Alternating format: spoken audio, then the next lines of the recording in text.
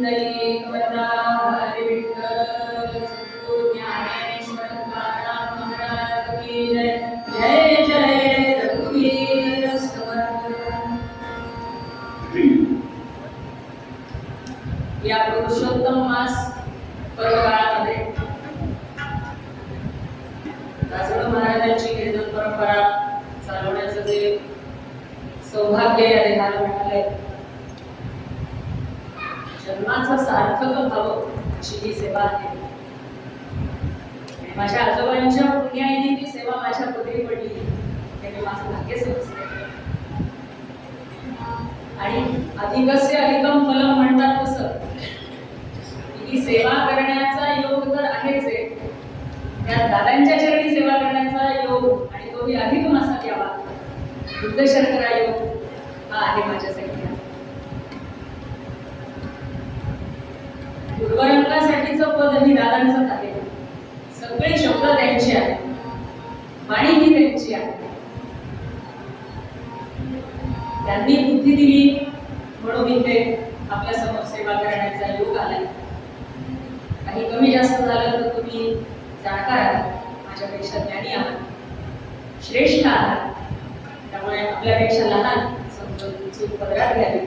जे काही वर्णन आहे ते भगवंताचे आहे आणि त्याच्या चरणावरती अर्पण करायचं आहे. पूर्वरंगाचं पद आहे भक्ती मार्गीच्या गोष्टी खोट्या ऐसीन करी वर्धना.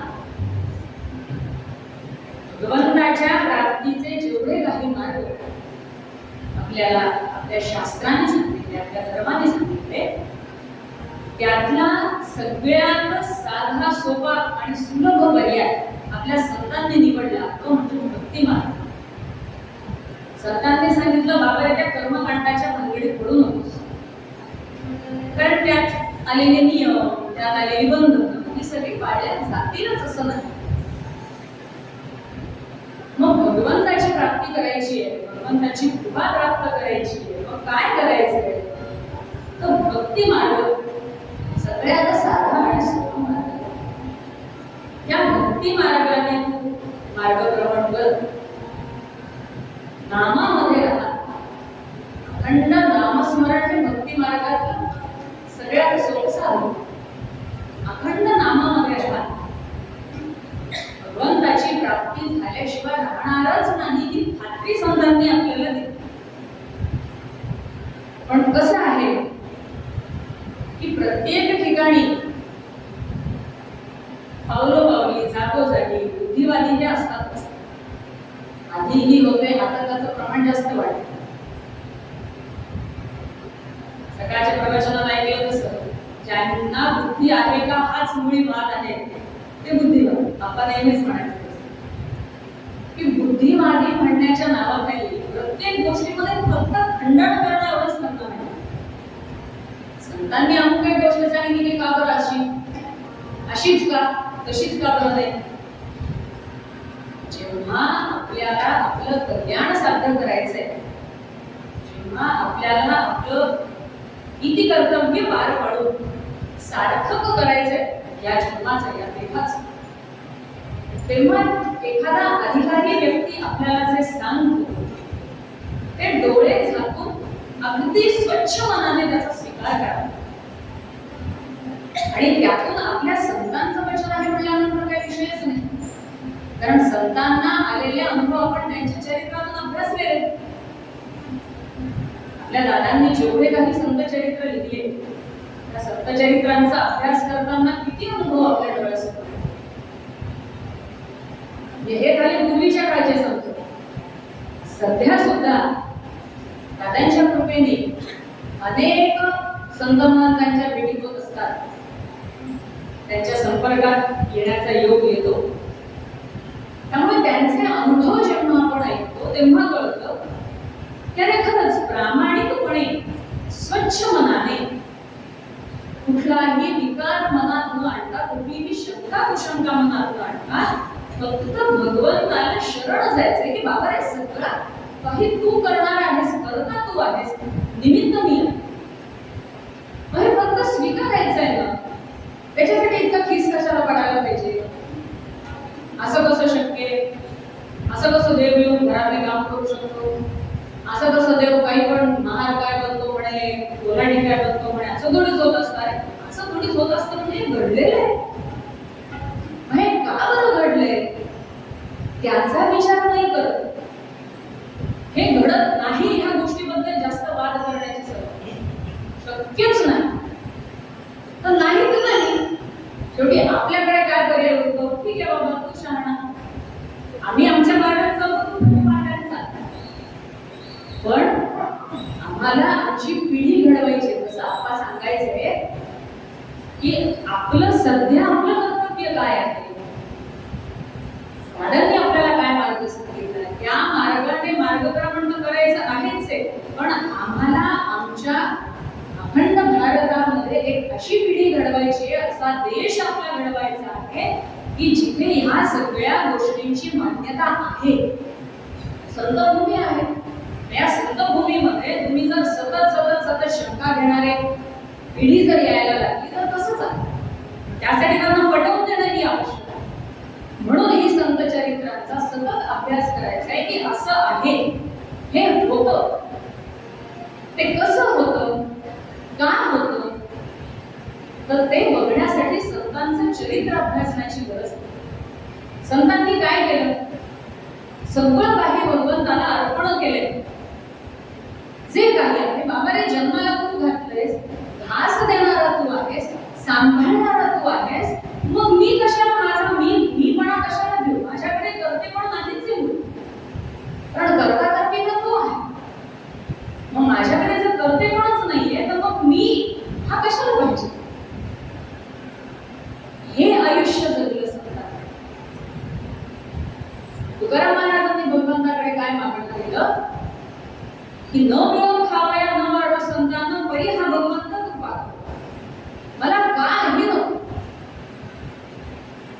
मग आता असं जर विचार करायला गेला की तुकाराम महाराजांना साक्षात भगवंत प्रसन्न होतात, काय मागू शकले नसते हो आपले संत. विचार करा, सगळेच संत. तुकाराम महाराज म्हणत होती प्रत्येक संतांच्या सोबत अगदी अखंड जर परमात्मा होता तर आपले संत काय मागू शकले नसते. असे कोणते संत आहेत की ज्यांनी पैसा अडका घर बंगला सगळं मागितले. माझे पोरं फॉरेन मध्ये जाऊ दे, सोन्या नाण्यांनी माझं घर भरू दे, घरात 4 चाक्या अजून 5-6 येऊ दे, 4 चाकी गाड्या, मजल्यांवर मजले वाढू दे, मागू शकले असते. भगवंतही द्यायला तयार होते ना, ते नाही म्हणतच नव्हते. उलट भगवंत तर सांगायचे की मी माझ्या शिष्यांचा कायम, माझ्या भक्तांचा मी दास आहे. कारण ते माझ्याकडे काही मागत नाही. भगवंत तयार द्यायला. कमरेवर हात देऊन उभा आहे, सांग काय माग, सिद्ध आहे, म्हणशील ते काम करायला तयार. पण काय मागितलं संतांनी, न मिळो खावया न वाढो संतांना परी हा भगवंत कृपा करो. भगवंताची कृपा पाहिजे फक्त, बाकी काही नाही. हा देह किती आहे, कुठपर्यंत आहे, याचं चलन तरी आपल्या हातात आहे. हा देह मला मिळाला, हा मी जो आपण म्हणतो तो मी कोण आहे, कोणीच नाही. मी ज्या देहात आहे त्या देहावर माझा मालकी हक्क आहे का, नाही. मी सांगेन तेवढ्या वर्ष मी जगणार, लिहून देऊ शकतो बॉन्ड पेपरवर, नाही लिहून देऊ शकतो, सगळं त्याच्या हातात. हे जर कळतं पण कळत नाही अशी परिस्थिती झाली आहे सध्या. समर्पण ही भावनाच राहिलेली नाही आहे. आणि ही समर्पण भावना निर्माण व्हावी म्हणून ही धडपड. म्हणून दादा कळकळीने सांगतात, काय सांगतात, भजून बघ भावे नारायण, भजूनी बघ भावे नारायण, हो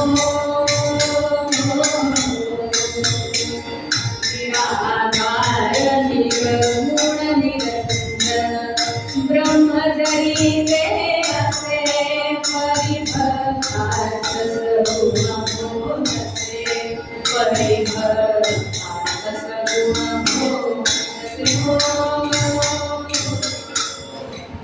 निराकार निर्गुण असं हे ब्रह्म आहे, ज्याने ही सृष्टी घडवली, ज्याने आपल्याला घडवलं, ते निराकार निर्गुण असं ब्रह्म आहे.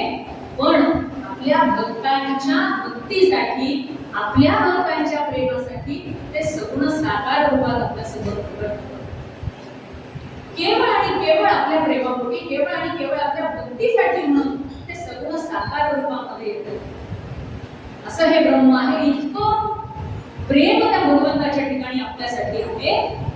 बरं असं नाही ना, संत असं म्हणत नाही तुम्ही सगळं सोडून द्या आणि काय म्हणतात माळ घ्या, कुठेतरी जंगलात पर्वतावर निघून जा आणि तिथे जप तप करत बसा. नाही, संतांनी सांगितलं प्रपंचही करा, कारण ते कर्तव्य. आद्य कर्तव्य आपलं काय आहे? माणूस म्हणून जन्माला आलोय, माझा जो मनुष्य धर्म आहे, माझा मुलगा म्हणून माझा काही धर्म आहे, पती म्हणून माझा धर्म आहे, पत्नी म्हणून माझा धर्म आहे, आई म्हणून माझा धर्म आहे, पिता म्हणून माझा धर्म आहे.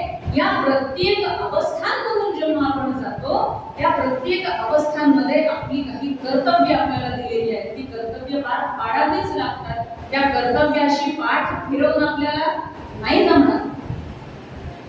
आणि कुठल्याच संतांनी हे केलेलं नाही आणि करा हे सांगितलंही नाही. पण म्हणून ते गुरफटून राहायचं का?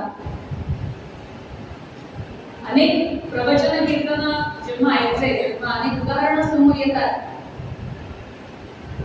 तेव्हा अनेक वक्त्यांनी हेही सांगितलं की परमार्थ आणि प्रपंच या दोन्हीमध्ये माणूस नेहमी गल्लत करतो.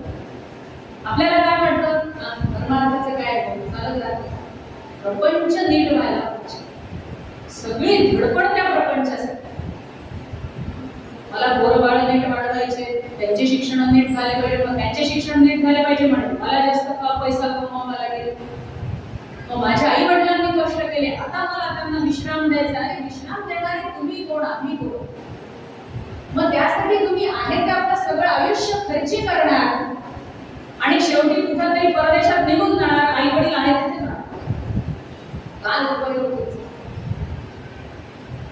मग ज्या परिस्थितीत मी आहे त्या परिस्थितीत मी माझ्या आई वडिलांची प्रामाणिकपणे सेवा केली, माझ्या मुलांना 4 गोष्टी चांगल्या शिकवल्या, संकीर्तन, कथा, कीर्तन, भागवत अशा कथांना जाऊन 4 गोष्टी ऐकून स्वतःच्या जन्माचं सार्थक केलं, तर काही अर्थ. नुसता पैसा अडका कमवणं म्हणजे स्वतःच्या कर्तव्याची पूर्तता करणं असं होतं. सार्थकता कुठेतरी पाहिजे. मग सार्थकता करण्यासाठी ती तळमळ मनात की मला माझा भगवंत दिसायचा आहे, मला माझ्या भगवंताची प्राप्ती करून घ्यायची आहे. तो माझ्या आतच आहे पण तो मला सापडत नाही. का सापडत नाही? कारण मी सगळीकडे बघत फिरायला लागलो, माझ्या आतमध्ये कुठेच नाही बघत. आतमध्ये डोकं बघा, भगवंत आपल्यातच आहे. आपण आणि भगवंत काही वेगळे नाहीये. संतांनी तेच सांगितलं, आपण आणि भगवंत काही वेगळे नाही. सगळं काही त्याला समर्पण करा, तो आपल्यासाठीच आहे, आपल्या सोबतच आहे. त्याने ज्या अर्थी आपल्यामध्ये प्राण ओतला त्या अर्थी तो आपल्या सोबतच आहे, फक्त आपण त्याला ओळखत नाही. त्या अनुषंगाने एक कथा येते. एका गावामध्ये एक तपस्वी आलेले असतात. गावापासून जवळ, पूर्वीच्या काळी कसं छोटे छोटे गाव आणि त्याला लागून अरण्य जंगल वगैरे असायचे. तर तिथे एक तपस्वी आले होते, तपसाधना करायचे. त्या गावात एक वृद्ध आजीबाई होत्या. सगळं आयुष्य गेलं म्हणे संसारामध्ये, आता थोडंफार काहीतरी नामस्मरण करावं असा विचार त्यांनी केला. त्यांना कळलं की इथं जवळच या जवळच्या जंगलामध्ये एक तपस्वी आलेले आहेत, अतिशय अभ्यासक आहेत, ज्ञानी आहेत. म्हणून त्या रोज त्यांच्या दर्शनाला जायच्या. काही काळ गेल्यानंतर त्यांना असं वाटलं की काय ज्ञानी व्यक्तिमत्व आहे, त्यांच्याकडून 4 गोष्टी ऐकून मलाही धन्य वाटलं, आपण यांचा गुरुमंत्र घेतला. म्हणून त्या आजीबाईंनी त्यांच्याजवळ इच्छा व्यक्त केली की महाराज मला तुमचा गुरुमंत्र द्या, पूर्ण सुरलं आयुष्य भगवंताच्या नामस्मरणामध्ये घालवायची इच्छा आहे. त्यांनाही आनंद झाला, काही हरकत नाही म्हणाले, तुम्ही तुमचे सगळे कर्तव्य छान पार पाडले, हरकत नाही या म्हणाले उद्या मला गुरुमंत्र देतो. दुसऱ्या दिवशी त्या आजीबाई सिद्ध झाल्या, महात्म्यांच्या जवळ गेल्या, त्यांचा गुरुमंत्र झाला.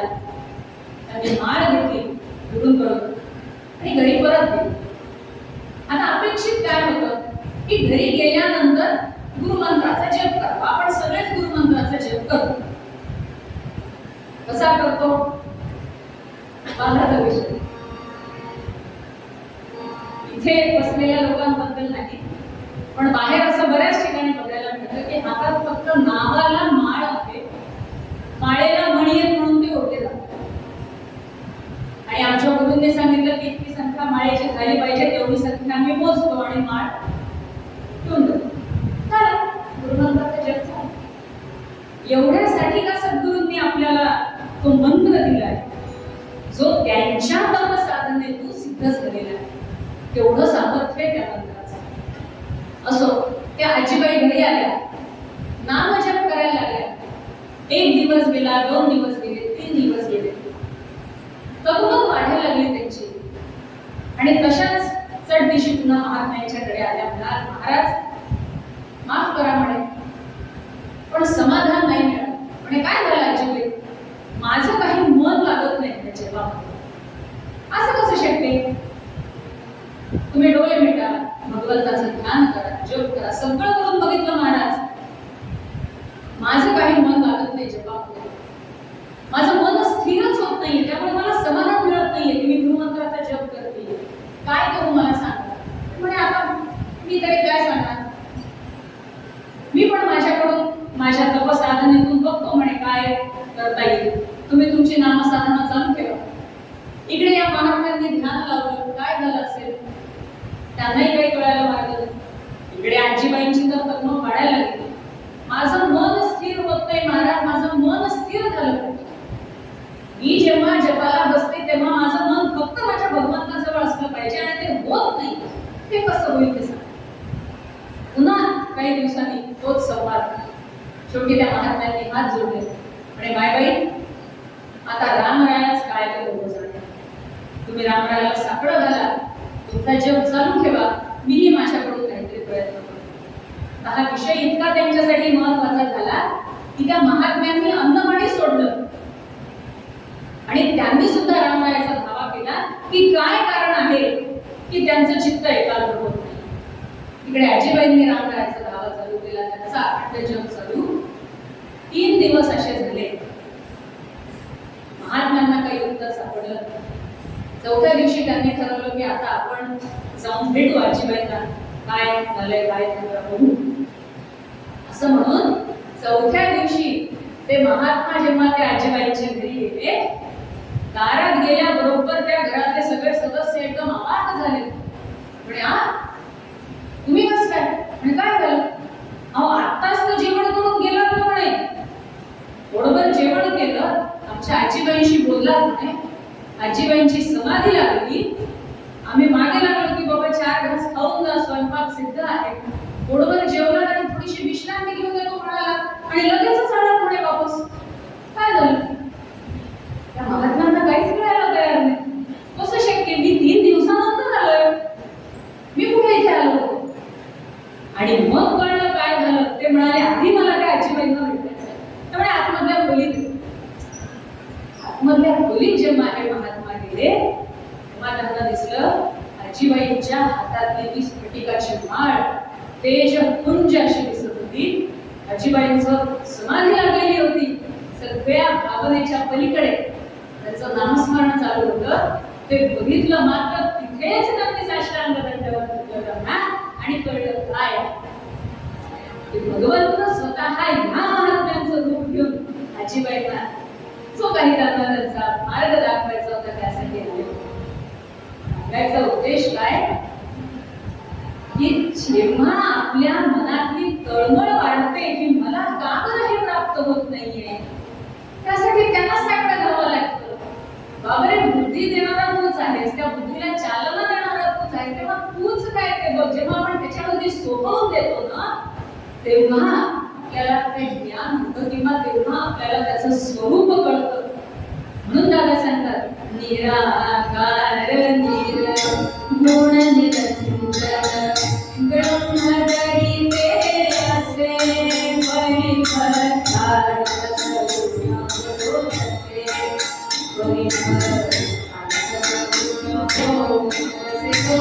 सगुण होतसे. आणि यामध्ये काय करायचंय की मग हे करत असताना आम्हाला जर निर्गुण निराकार भगवंताचं सगळं साकार दर्शन हवं सांगताय तर कुकल्पनेमध्ये जायची गरज नाही. कुठल्याही गोष्टीचा जास्त खीस पडला ना की काही साध्य होत नसतं. आहे ती बुद्धी भ्रष्ट होत, बाकी काही नाही. एक गोष्ट मान्य आहे की अशा अनेक गोष्टी आहेत ज्या आमच्या हातात नाही, हे तर मान्य आहे.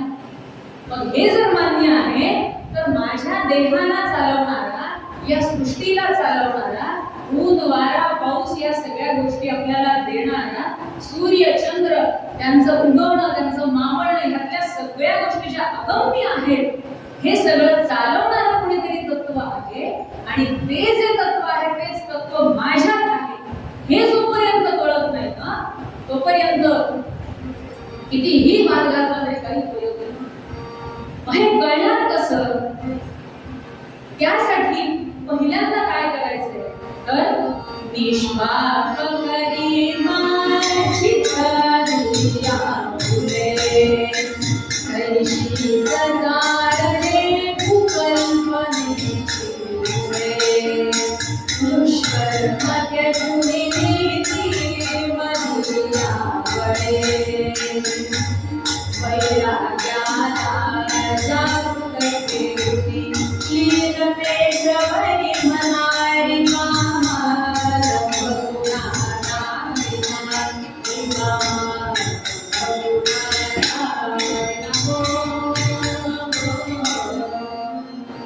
आणि मन निष्पाप केलं.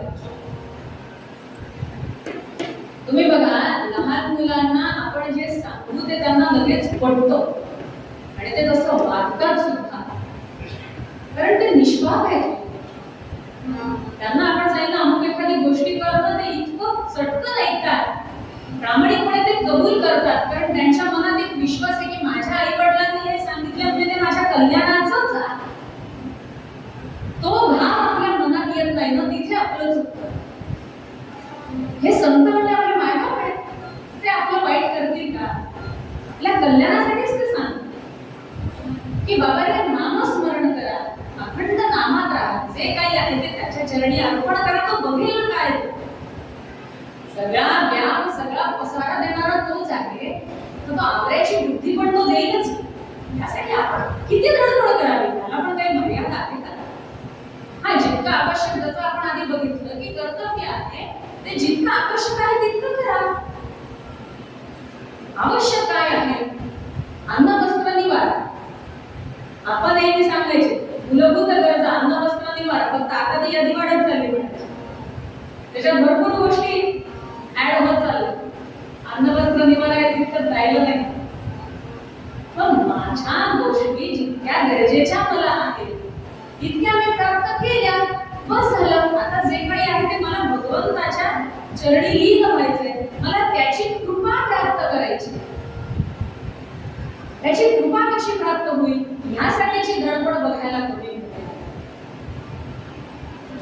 आणि मग हा जो दंभ मनात वाढत जातो की हे असं नाही, तसं का, तसं नाही, असं का, मग मी म्हणतो तेच खरं, कारण मी जास्त पुस्तकं वाचले, मला जास्त ज्ञान आहे, मी अमुक पाहिले, मी तमुक पाहिले.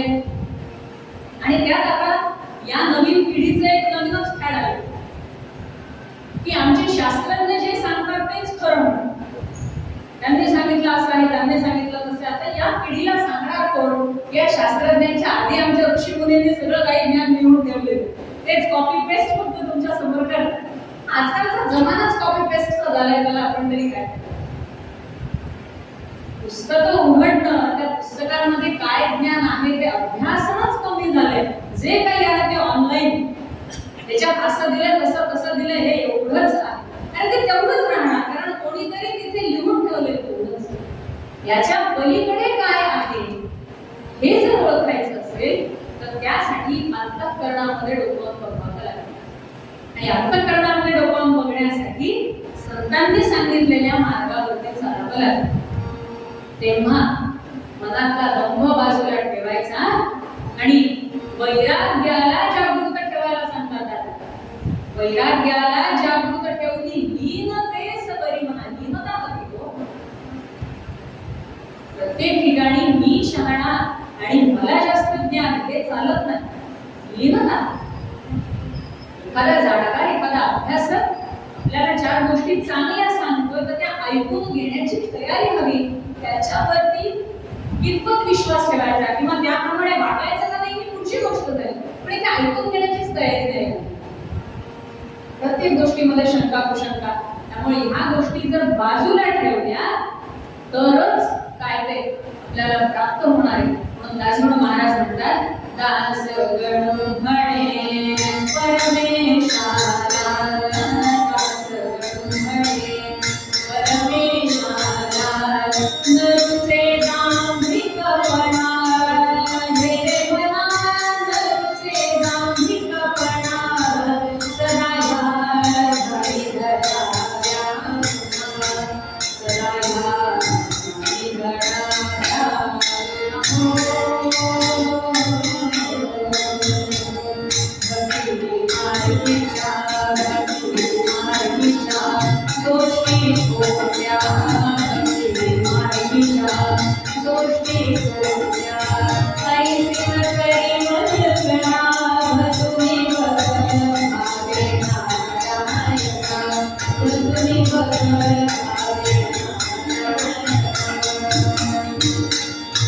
त्यामुळे जोपर्यंत दांभिकपणा आपल्याला कमी होत नाही तोपर्यंत आपण भगवंताला समर्पित होऊ शकत नाही. आणि भगवंता जे काही आहे ते तुझं आहे, त्यामुळे केवळ आणि केवळ तुझी कृपा आमच्यावरती राहो, एवढीच आपण आपल्या सद्गुरूंकडे प्रार्थना करावी, आपण आपल्या भगवंताकडे प्रार्थना करावी. कारण सद्गुरूंकडे केलेली प्रार्थना ही डायरेक्ट भगवंताकडे जात असते. आपण जसं नोडीव सर्टिफिकेट घेतो की तसं भगवंताची कृपा मिळवण्यासाठीचं नोडीव सर्टिफिकेट सद्गुरूंकडून जात असतं. त्यामुळे आधी सद्गुरूंची शरणागती सांगितलेली. मग मी जोपर्यंत माझ्या सद्गुरूंच्या चरणावरती समर्पित होत नाही, शरणागतीशिवाय पर्याय नाही. आणि सद्गुरूंपाशी मी आणि माझं हे बाहेरच ठेवावं लागतं, तेव्हाच सद्गुरूंची कृपा होते. आपण नेहमी सांगायचे की आम्ही लहानपणी इथे शिबिराला वगैरे यायचो तेव्हा मला अजूनही आठवतं की आप्पा सांगायचे, जे काही घरातले वाद आहेत, घरातले विषय आहेत, घरातले विचार आहेत, ते सगळे इथे बाहेर चपलांसोबत सोडायचे आणि मग आतमध्ये यायचे. आणि आतमध्ये इथे काय, फक्त विष्णू सहस्त्र. आणि अखंड त्या विष्णू सहस्त्रनामामध्ये आम्ही 5-5, 7-7 दिवसांची शिबिरं केलेली आहे. तो आनंद काय वर्णन करावा, अनुभूती आहे हो, केवळ फक्त अनुभव करण्याच्या गोष्टी आहेत. सांगून समजतील पण ऐकायची तयारी, म्हणून अनुभव घ्या. सद्गुरु कृपेचा अनुभवच घ्यायला पाहिजे. आणि एकदा का ती कृपा झाली की मनुष्याचं जन्माचं सार्थक झालं. आपल्यालाच कळत नाही गोष्टी किती सुलभ आणि सरळ होतात. आपल्याला वाटतं अरे मला हे वाटत नव्हतं हे होईल म्हणून, कसं काय झालं, त्याचं कारण आपली सद्गुरू. सद्गुरूंना शरण गेलो आम्ही. आणि जेव्हा सद्गुरूंना शरण आपण जातो तेव्हा आपसुकच आपलं कल्याण आहे. त्यासाठी वेगळे परिश्रम घ्यायची गरज नाही. जसं थोड्या पूर्वी विषय मी काढला होता की परमार्थ आणि प्रपंच, तो तेव्हा राहून गेला की प्रपंचासाठी मनुष्य जास्त धडपड करतो, परमार्थ होत राहील. उलट आहे, प्रपंच भगवंताने दिलाय तसा पार पडणारच आहे. आपण जसे जन्माला आलो तसे 4 घास मिळणार आहेत. आपण लहानाचे मोठे होणार आहोत, मोठ्याचे म्हातारे होणार आहोत, म्हातारे शेवटी त्याच्या चरणात विलीन होणार आहोत. ते काही थांबणारे चक्र नाहीये. यामध्ये प्रयत्न कशासाठी करायचे, तर मला परमार्थ प्राप्त करायचे, त्यासाठी प्रयत्न करावे. कारण आता म्हणल्यासारखं की एक माळ सुद्धा आपण जप करताना जर मन आपलं तिथे स्थिर होत नसेल, सकाळीच विषय ऐकला की मन हे इतकं सोपं नाहीये स्थिर होण्यासाठी. अतिशय चंचल असं हे मन आहे. मग ते मन जर एक माळ 108 मणी एवढेपर्यंत सुद्धा कुठं जाऊन येतं, आपल्या मनाला आपल्यालाच कळत नाही की मी आता इथे बसून जप करतो, तर क्षणात आता भारत फिरून आलो. कुठेतरी काहीतरी विषय कानावर पडतो की लगेच आपण तिकडे पळायला. सोपाय का करतात अजिबात. प्रपंच सोपाय, किती कर्तव्यताची आहे ती पार पाडावी. सेवा धर्म सांगितलेला आहे तो करावा. मला प्रपंच वेगळे काय कष्ट करावे लागतात तो प्रपंचासाठी. परमार्थामध्ये कष्ट करावे लागतात आणि ही गल्लत सध्या आपल्यामध्ये आणि आमच्यासारख्या तरुण पिढीमध्ये तर फारच वाढली. आमच्या नंतरच्या पिढीत सगळं आनंदच. आपण जी फार कल्पना असायची की तरुण पिढी तयार व्हायला हवी, ह्या राष्ट्राचं जर रक्षण व्हायला हवं, तसं रामदास स्वामींचं शिवाजी महाराजांनी सांगितलंय, राष्ट्रभावेनी श्रींची इच्छा, सद्गुरूंची तर कृपा आहेच आहे, पण आपली पण धडपड हवी. ह्या राष्ट्रामध्ये ह्या सगळ्या गोष्टी जर रुजवायच्या आहेत तर त्यासाठी आम्हाला आमच्या नंतरची पिढी तशी तयार करावी लागते, त्यासाठी आम्हाला कष्ट घ्यावी लागते. पण इथं उलट झालंय, इथे इंग्लिश मीडियम तुमची जास्त चांगली का आमची जास्त चांगली हे जास्त वाटत. माझ्या घरात उपासना जास्त चांगली चालते का तुमच्या घरात उपासना जास्त चांगली चालते हे सगळं बाजूला राहील. तर सद्गुरु कृपेने ज्या ज्या घरात उपासना होते लोकांना आश्चर्य वाटतं की अरे तुमच्या घरात उपासना होते. आज काही कारणास्तव मुलगा आणि मुलगी येऊ शकले नाहीत. मुलगी हार्मोनियमवर साथ करते आणि मुलगा तबल्याला साथ करतो. मुलीचं वय वर्ष 16 आणि मुलाचं वय वर्ष 10. पण आज दादांच्या कृपेने केवळ आणि केवळ त्यांची कृपा म्हणून ह्या परंपरेमध्ये दादांनी आम्हाला घेतलं. जसं आई लेकराला पोटाशी घेते ना तसं दादांनी घेतलं. आणि मग घरामध्ये जी काही उपासना चालते ते सगळ्यांना वाटतं अरे एवढे लहान मुलं तुम्ही करता कसं काय. म्हणजे आम्ही इंग्लिश मीडियमच्या कॉम्पिटिशन मध्ये गेलोच नाही. ज्या गोष्टी आवश्यक आहेत त्या करा, करायला ना नाहीये. काळाबरोबर चाललं पाहिजे, काळ कुठे चाललाय आपण त्याच्या मागे जायला पाहिजे इथपर्यंत ठीक आहे, पण किती त्यालाही काही मर्यादा. या धावपळीमध्ये काही काही ठिकाणी अशी परिस्थिती बघायला मिळते. एवढे एवढे लहान लहान मुलं त्यांना छान रामरक्षा शिकवावी, गणपती स्तोत्र शिकवावं, कोणते कोणते ते इंग्लिश वाक्य बोलण्याच्या नादात ते पोरं परेशान होऊन जातात. हा बोल, इथं चुकलास तू, इथं असं बोललं पाहिजे, तिथं तसं बोललं पाहिजे. अरे त्या पोरांना काय कळतंय मी काय बोलतोय आणि काय नाही, त्यांना तरी त्याचा अर्थ कळतोय का. पण आमची मुलं इंग्रजी भाषेत बोलतात. हा जो काही सध्या अस्मितेचा विषय झाला असं म्हणलं तर त्याच्या पावर ठरणार. आमची मुलं तुमची जास्त इंग्लिश मध्ये चांगले बघत का आमची नाही, त्यापेक्षा रामरक्षा पाठ आहे का, विष्णू सहस्त्रनाम पाठ आहे का, माझ्या परंपरेतली स्तोत्र, माझ्या परंपरेतली भजन पाठ आहेत का, घराजवळ मंदिर आहे का हे पण मुलांना माहिती नसतं. त्या मंदिरासमोरून 10 जात असतील पण ते मंदिर आहे हेच मुलांना माहिती नाही.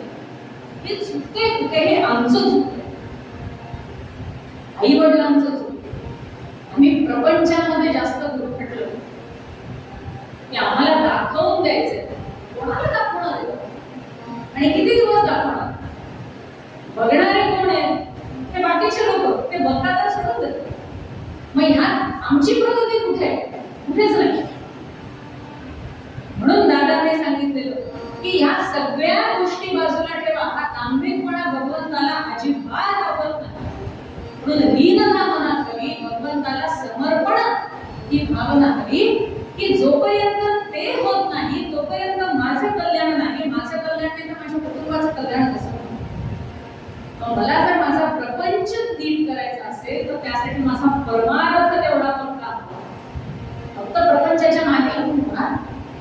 परमार्थाची बाजू जेवढी माझी भक्कम असेल तितका माझा प्रपंच साधा सरळ सोपा होणार आहे. आणि हाच प्रपंच आजकालच्या आमच्या पिढीने करावा ही तळमळ असते. त्यामुळे जिथे जिथे म्हणून शक्य होईल, काही ठिकाणी जमतं काही ठिकाणी जमत नाही काही गोष्टी सांगायला, काही व्यासपीठ आपलं आहे त्यामुळे इथे मनमोकळेपणाने बोलू शकते की आमच्या पिढीला तळमळ हीच आहे की बाबा हे संस्कार करा. हे संस्कार आपल्या मुलांवर झाले तर आपल्या जीवनाचं सार्थक आहे, तर त्यांचं भविष्य उज्ज्वल आहे असं म्हणायला हरकत नाही. त्यामुळे दादांनी सांगितल्यासारखं की जोपर्यंत भक्ती मार्गाने आपण मार्गक्रमण करत नाही तोपर्यंत आपल्याला त्याची अनुभूती येणार नाही. म्हणून नुसत्या केवळ माता मारत बसण्यापेक्षा त्या मार्गाने मार्गक्रमण करा. ते जोपर्यंत प्रत्यक्ष आपण करत नाही तोपर्यंत त्याचा अनुभव येणार नाही. आणि तो अनुभव कसा येतो हे आपण चैत्राख्यानातून बघू.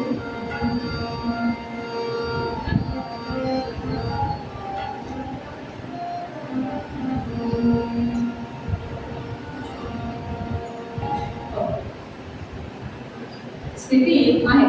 स्थिती काल देश असो काही काना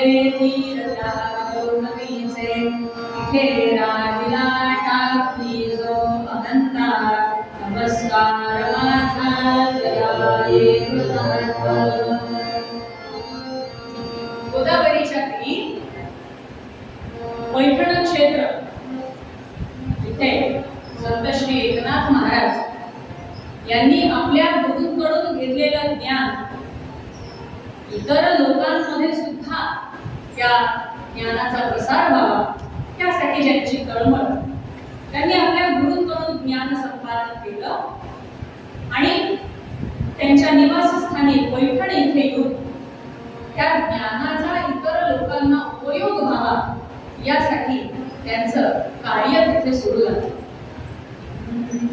त्यांचं गुरुमंत्र किंवा त्यांना जे ज्ञान झालं ते कुठं झालं?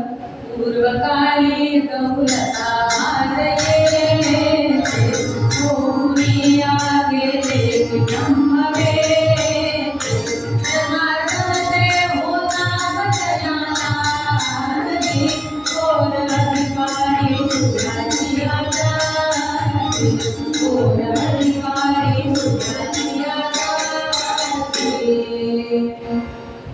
दौलताबाद येथे किल्ल्यावरती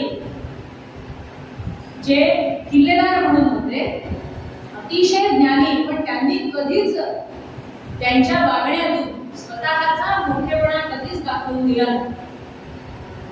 त्याच्या पूर्व भागामध्ये आपण सगळ्यांनी ऐकलेलंच आहे की जनार्दन पंत हे त्यांच्या जो काही त्यांचा उद्गम होता त्यामध्ये माझ्यामध्ये काहीतरी विशेष आहे हे दाखवण्याचा कधीच त्यांनी खटाटोप केला नाही. पण एकनाथ महाराजांना साक्षात गोदामातेने सांगितलं की तेच तुझे गुरु आहेत आणि त्यांना शरण जा, त्याच्याशिवाय तुझं कल्याण होणार नाही. आणि गुरु शिष्यांची जेव्हा भेट होते तेव्हा शिष्यही गुरुला ओळखतात आणि गुरुंना माहितीच असतं आपले शिष्य कोण. त्यामुळे गुरु प्राप्तीसाठी धडपड ही असायलाच हवी. नाथ महाराजांच्या चरित्रामध्ये आपल्याला माहिती त्यांची किती धडपड होती. अन्न पाण्याशिवाय एवढ्या लहान वयात ते पायी पैठणहून दौलताबाद पर्यंत गेले होते.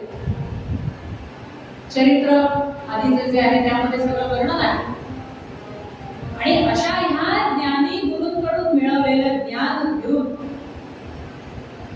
ब्रह्मज्ञान जवळ झालेलं होतं. साक्षात भगवान दत्तात्रेयाने त्यांना दर्शन दिलं आणि बाकी मग त्यांच्या गुरूंनी जो काही मार्ग सांगितला त्याप्रमाणे त्यांनी इतरांना उपदेश करायला सुरुवात केली. हे उपदेशाचे नाथ झाले ब्रह्मवेत्ते, ज्ञान सुते बोलण्यापुरते, नव्हते ज्यांचे सर्वथा. नुसतं मोठ्या मोठ्या बाता करण्यासारखं ज्ञान नव्हतंच, अनुभवाचं ज्ञान.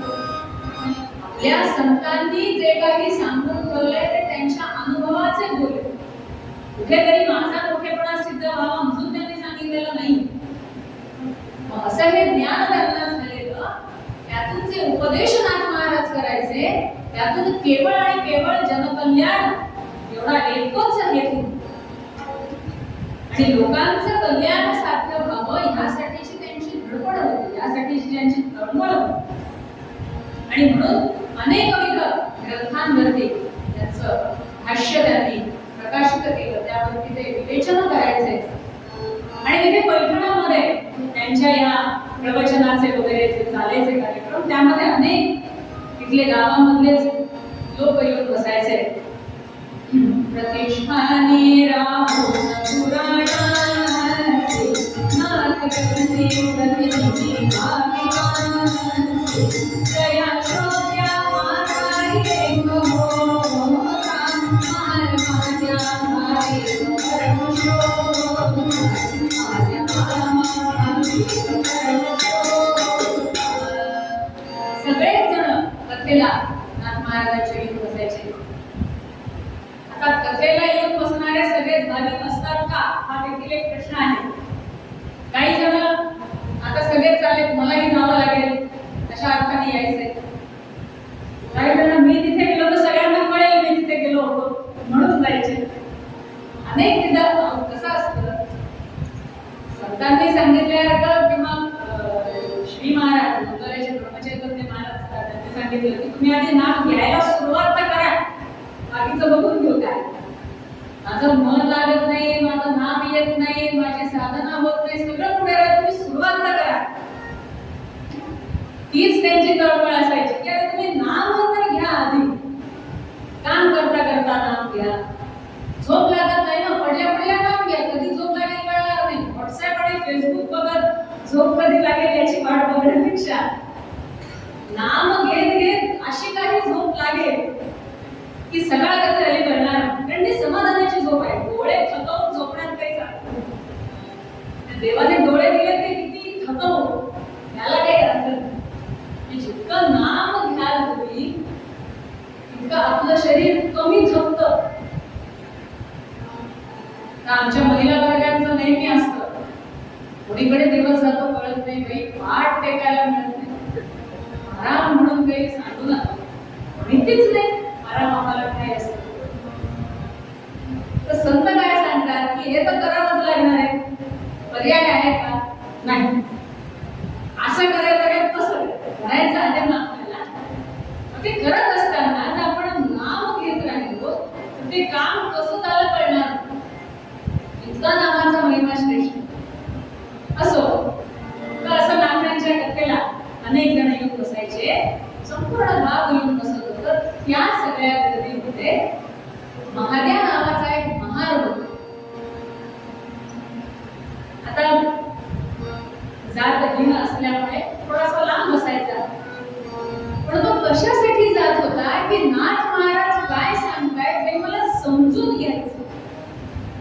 कारण ते खूप छान वर्णन करतात, ते खूप छान कथा सांगतात, पण ते काय सांगतात हे मला समजून घ्यायचं आणि ते समजून घेण्याची धडपड त्याच्या ठिकाणी नाही तर आम्ही 3 तासाच्या भागवताला जातो, घरी गेल्यानंतर आपल्याला विचारलं वा भागवतकारांनी काय सांगितलं, हा दिले बरेच दाखले दिले त्याने खूप छान सांगितलं, आपण काय सांगितलं कुठं लक्ष होतं आमचं 4:30 ला भागवत संपण्याचं 4:15 पासून तर लक्ष घड्याळात असतं संपवतात की नाही काय 4:30 वाजता आधी सुरुवात झाली की असं एकदा तसं एकदा ही मांडी एकदा ती मांडी एकदा भागवतामध्ये किती वेळ चित्त होतं हे आपण आपल्याला सांगता येतं पण काही का असं कथेला जातात मध्ये असं म्हणायची वेळ होते असो त्यातला हा महाराज जो होता तो नेहमी नाथांच्या कथेला जाऊन बसायचा काय सांगतात ते समजून घेण्याचा प्रयत्न करायचा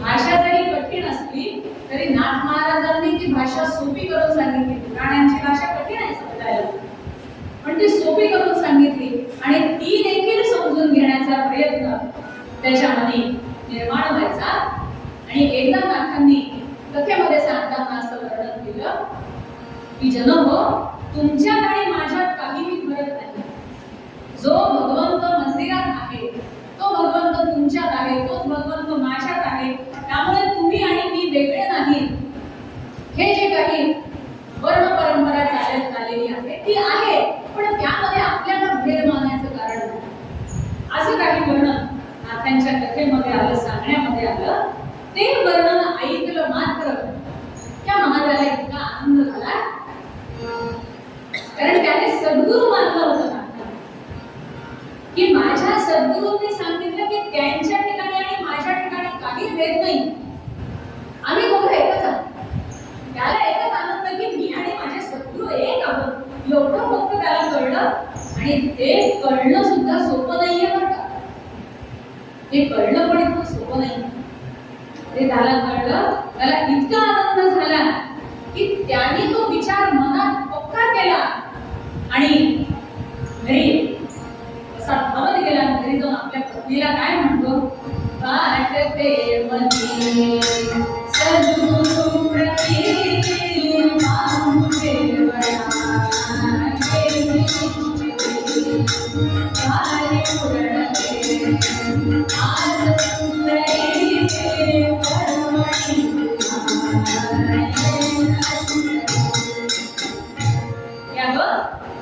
आज नाथांनी सांगितलं की आपण सगळेच एक आहोत आणि सध्या बघ म्हणे चातुर्मास चालू आहे प्रत्येकाच्या घरी नाथांना भोजन घालावं असं प्रत्येकाच्या मनात आहे प्रत्येक जण करताय बरेच जण करतायत आणि माझी पण खूप इच्छा आहे की मला माझ्या सद्गुरूंना घरी जेवायला बोलवायचं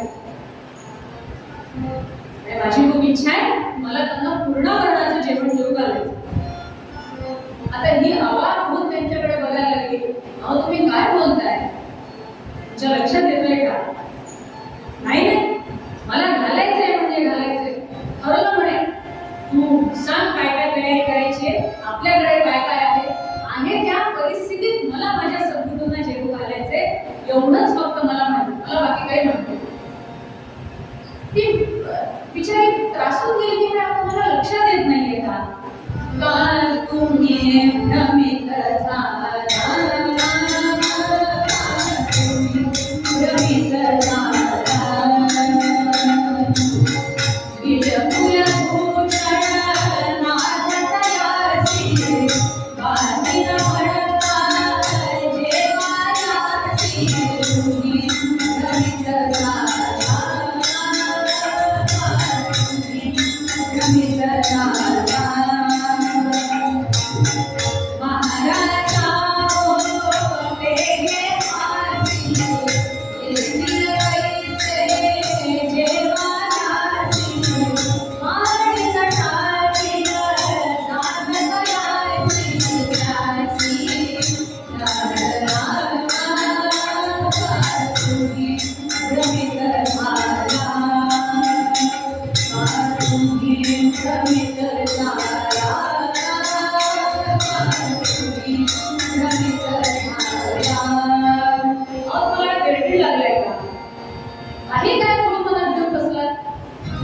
एवढे श्रेष्ठ ब्राह्मण ते आणि आपल्यासारखे महाराजच्या घरी ते जेवायला येतील? अहो नुसतं येणार आहे कळल्याबरोबर त्यांची अखिल जात त्यांना वाईट टाकेल म्हणून. तुम्ही काही वेळासाठी विचार करू नका. तुम्ही जे कथेला जाता ऐकता सगळं मान्य चांगलं आहे, तुम्ही ते समजून घ्या, पण म्हणून तसं झालं पाहिजे हा अट्टहास चुकीचा आहे. असा वेळेपणा करू नका. म्हणजे उगाच भलत्या गोष्टींचा हट्ट काय कामाचा? आपल्यामुळे त्या संतांना का बरं त्रास द्यायचा आपण? उद्या त्यांना त्यांच्या जातीने वाईट टाकलं तर आपल्यामुळे ते संकटात येणार नाही का? असा वेळेपणा करू नका. म्हणे उगाच वेळेपणा करू नका. माझं ऐका. भेड आपुल आपुली सावली समनवा मनाला होत काठाऊक सगळाला.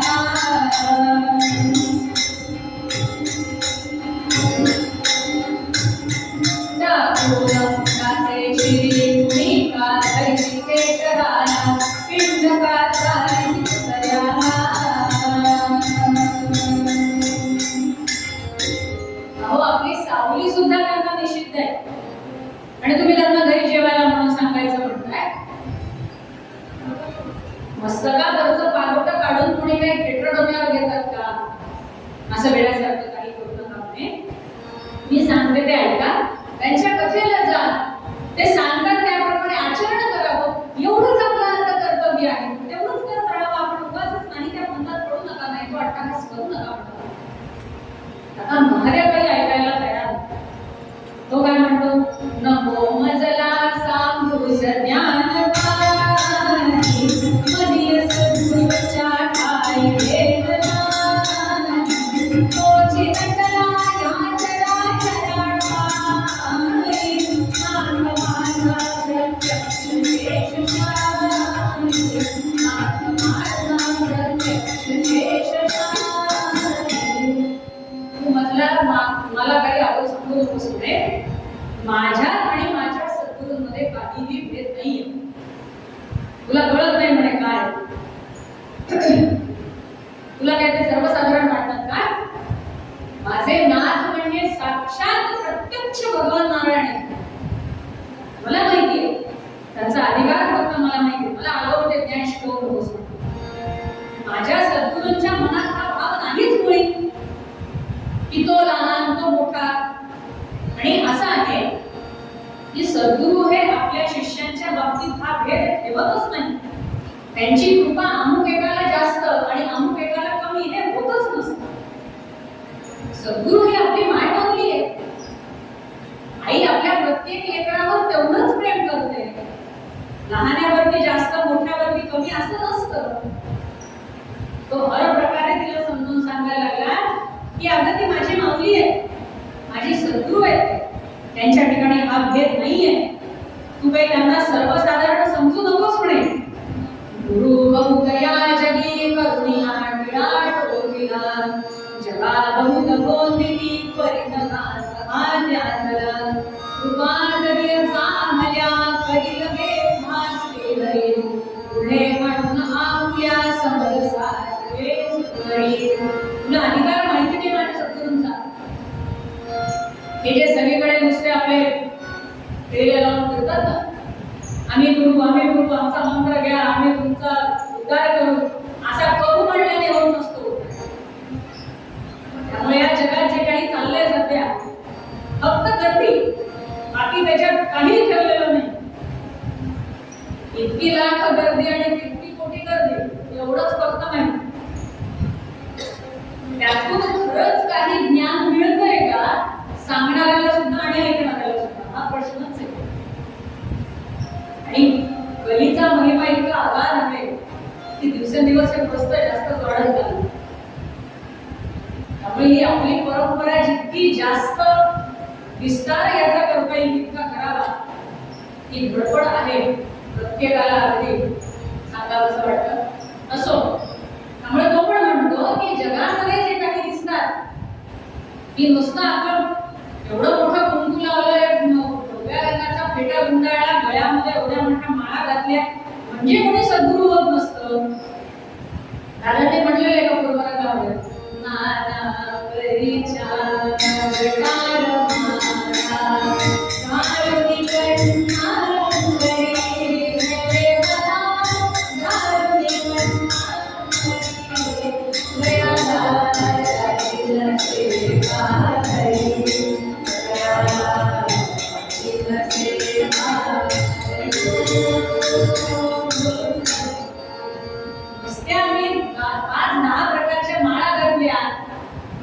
फार मोठा ज्ञानवान झालो आणि ते सगळ्यांचा उद्धार करणाऱ्या स्वतःला तरी खूप झालं ना.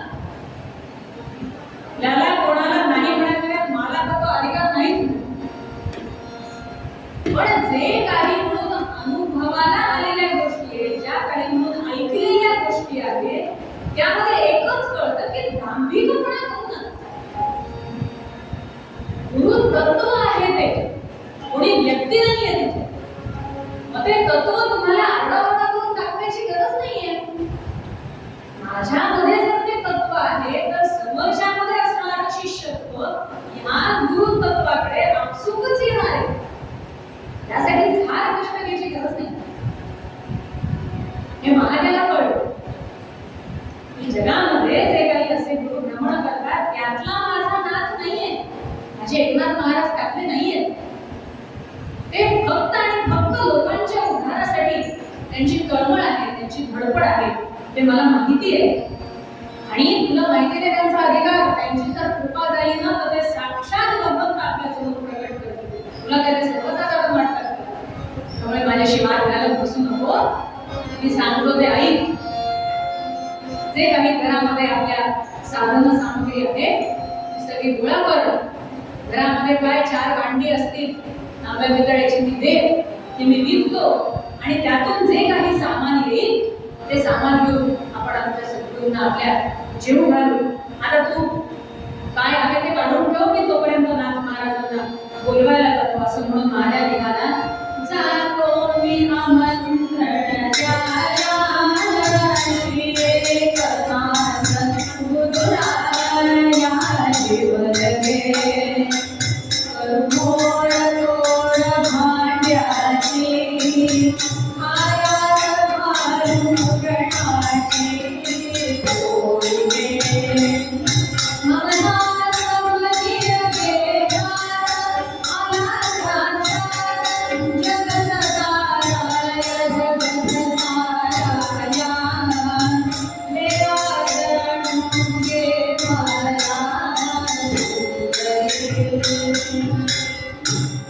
घरात जे काही आहे 4 भांडी जे काही असतील मोडकी तोडकी ती आपण विकू आणि त्यातून थोडंफार मी सामान घेऊन येतो.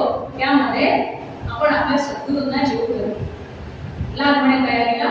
आता जास्त माझ्याशी बात करू तर तिचं काम आहे शेवटी असं असतं की संसार हे स्त्री सांभाळते असं म्हणतात. तिला माहिती आहे घरात काय आहे, किती आहे, कसं आहे. त्यामुळे मी 50 माणसं बोलवले असं फक्त तिकडनं आदेश येतो. पण 50 माणसांची सिद्धता आहे का हे त्या माय माऊलीला माहिती. त्यामुळे असेल तर तिला काहीच हो म्हणणार, नसेल तर त्यासाठी तरतुदीसाठी सांगणार. हे पूर्वीच्या काळी होतं. आता म्हणजे एकदम तार सप्ताहच लागतं. पद्धत झाली काय सांगायची, आधी सांगायला पाहिजे. माझे सगळे प्रोग्राम ठरलेले असतात, त्यात तुम्ही पुन्हा अजून बोलवून ठेवतात. आज पोळीवाली बाई नाही, भांडेवाली बाई नाही. बरोबर कोणी हे सगळं माझ्या एकट्याच्याने एवढं होणार आहे का? हे आता त्यात अजून भर पडते. आधी व्हॉट्सअप करा, तो मेसेज आम्ही बघितला. आमच्या ग्रुपवरती काय ऍक्टिव्हिटीज चालवल्या आहेत त्याच्यातून जर मला वेळ मिळाला तर घरी आलेल्या लोकांना मी जेवू घालेन. त्यामुळे आमच्या पिढीच्या बायकांना ते हात जोडून सांगावंच वाटतं मला, माय बाई ग घरी आलेल्या लोकांना आधी पोटभर जेवू घाल, नंतर काय करतो चालू ठेवतो. ते काही संपणार नाही. पण हा पूर्वीचा काळ आहे. त्या माय मुलीने हात जोडले. ती म्हणते जगदे सगळे नका आणू तुम्ही मनात राहो, तुम्ही मनात काही माया हो माझी घरामध्ये सगळे ताळा मुळाला हो थंडी माझी तुझ्या वाड्याला पाणी गळाली माया फिरेना हो घागर माझी होईल कशी तुझी जनात राहो तुझी जनात काही माया हो माझी घरामध्ये सगळे. घरात विकायला पण काही नाही, काय विकणार? आणि जे काही थोडंफार मोडकं तोडकं आहे तो दुकानदार तरी घेईल का आपल्याकडून? त्याला तरी काहीतरी फायदा होईल का? तुलाच असं काही बंद संत मनात आणू नका. ऐका माझं, विनंती करते, हात जोडते.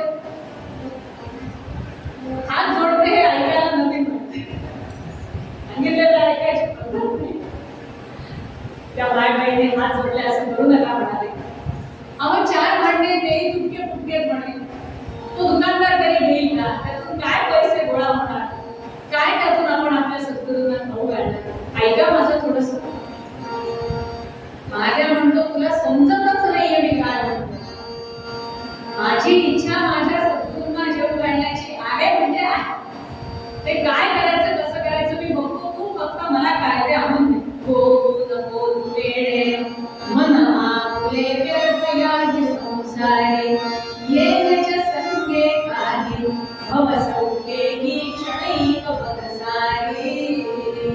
अगं ते चार भांडे तरी घेऊन आपल्याला कोणतं मोठं मोक्ष मिळणार आहे का? सोबत घेऊन जाणार आहेत आपण बांधून?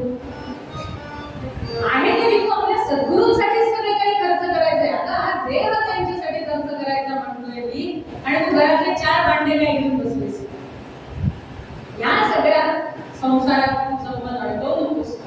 ऐक माझं, जे काही आहे घरात ते एक विरलेलं छोटस पितळेचं ताट होतं, 2-3 शिरा पडलेली एक वाटी होती, काय अजून 1-2 भांडे असतील असेच कुठून चेपलेले, शिरा पडलेले. त्यात माऊलीने आता शेवटी आणून ठेवले. काय करते बिचारे? ऐकायला तयार नाही. आणि पती हाताला भेटलाय, पण आहे ती परिस्थिती निभावून देणं काय असतं हे खरंच पूर्वीच्या काळच्या बायकांकडून शिकण्यासारखं आहे. त्या परिस्थितीमध्ये मला माझा संसार उत्तम करायचा आहे हे एवढंच फक्त आपल्या मायमाऊलीला माहिती होतं.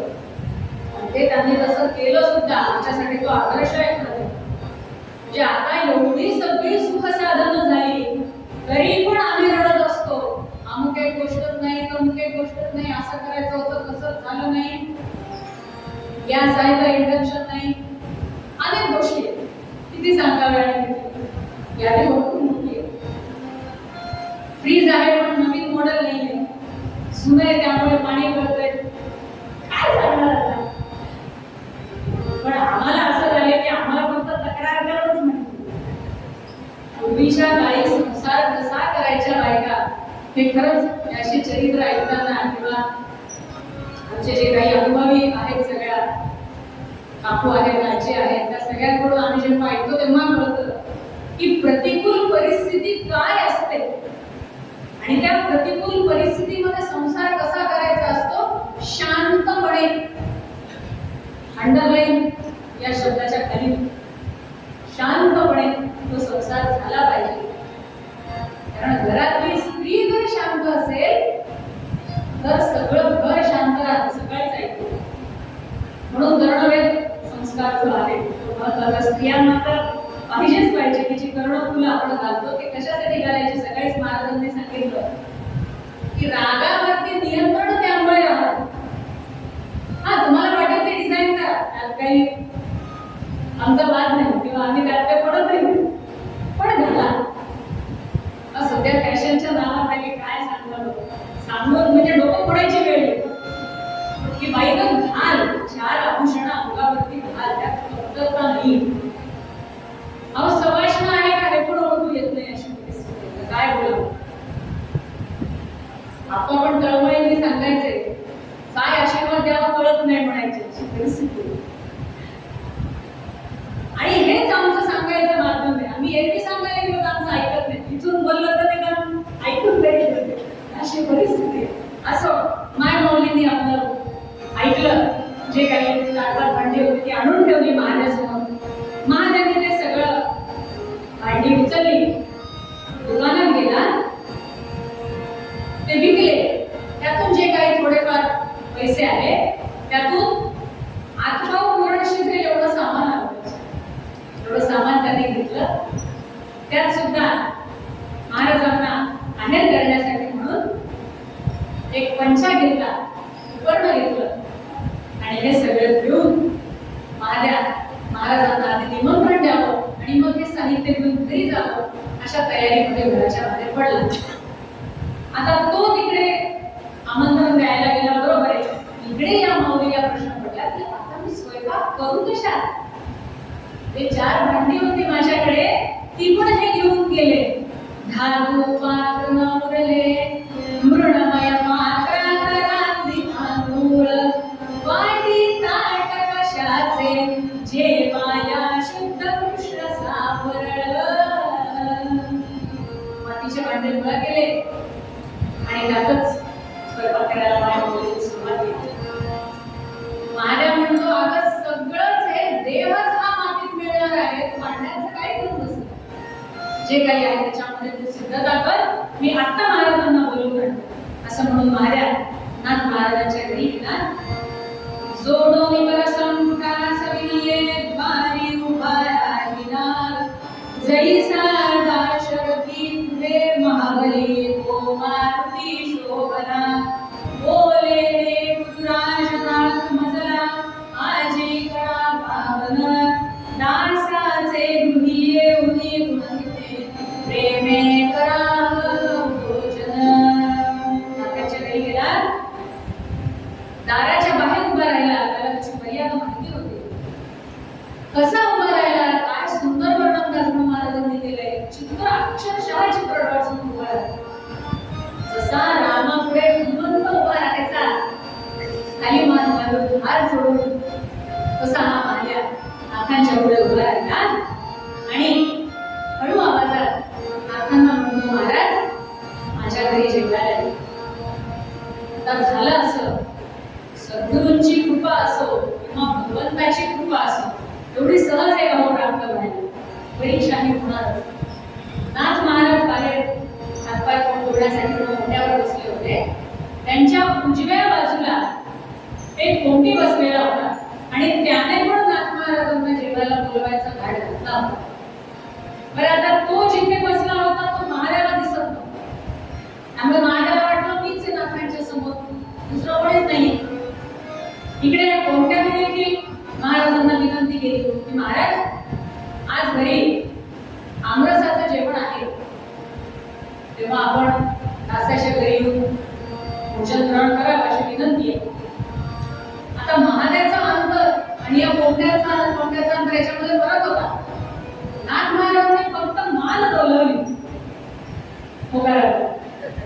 आता याला वाटलं मला हो म्हणाले याला वाटलं मला हो म्हणाले दोघेही आपापल्या परीने सिद्धतेला गेले आता इकडे जे होतं ते जवळपास गाव जेवण होतं अगदी भरपूर प्रमाणात मुबलक प्रमाणात अन्न शिजवणं चालू होतं सगळ्यांनाच मोठ्या मोठ्या पंक्ती उठणार होत्या आणि त्या पंक्तीला नाथ महाराज येणार त्यामुळे त्या विशेष पद्धतीने सगळ्या सिद्ध झालेल्या होत्या इकडे महादेवच्या घरी जेमतेम 2 मांडली तिला स्वयंपाक करायला त्या मायबाईला तिने आपला आहे त्याच्यामध्ये हळूहळू सगळी सिद्धता केली थोडासा वेळ लागला तिला स्वयंपाक सिद्ध करायला स्वयंपाक सिद्ध झाल्यानंतर महादेवला इतका आनंद झाला की आता स्वयंपाक सिद्ध झालाय आता मी माझ्या सद्गुरूंना बोलवायला जातो आणि जड दिशी उठला आणि नाथांच्या घरी गेला नाथांच्या घरी जाऊन बाराबार उभा राहिला नाथ महाराज नाथ महाराज ते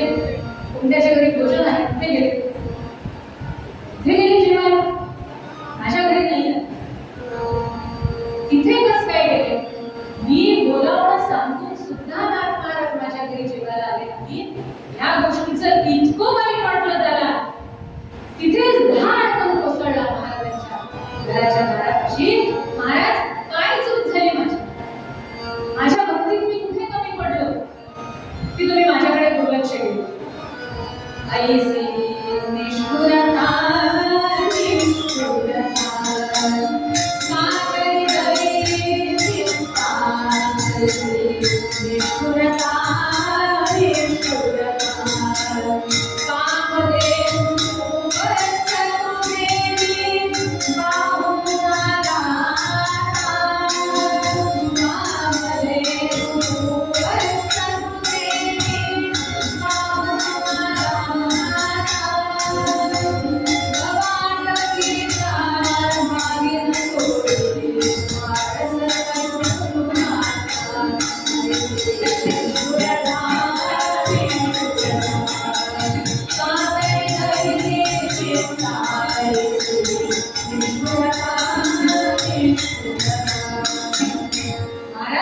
एवढे निष्ठुर झालं माझ्यावरती मला एकट्याला सोडलं असं वाटलं होतं की तुम्हाला घरात जेव घालावं आणि या जन्माचं सार्थक व्हावं काहीच इच्छा उरली नाही आता हा एवढा मोठा भवसागर मी एकटा कसा पार करू काय ज्ञान होतं त्याच्या ठिकाणी माझे सद्गुरूंचे पाय जर माझ्या घराला लागले नाही तर माझा उद्धार होणारच नाही माझा जर उद्धार होणार नसेल तर माझा जगून काय उपयोग कशासाठी जगायचं हा देह काय कामाचा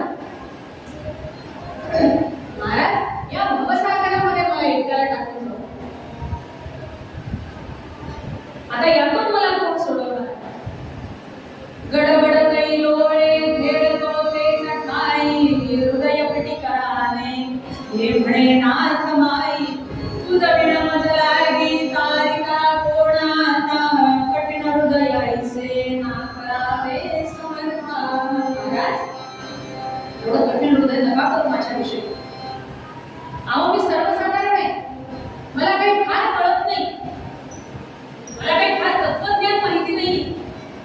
मी काही फार लोकांच्या संपर्कात नाही. मी काही फार मोठा ज्ञानी नाही.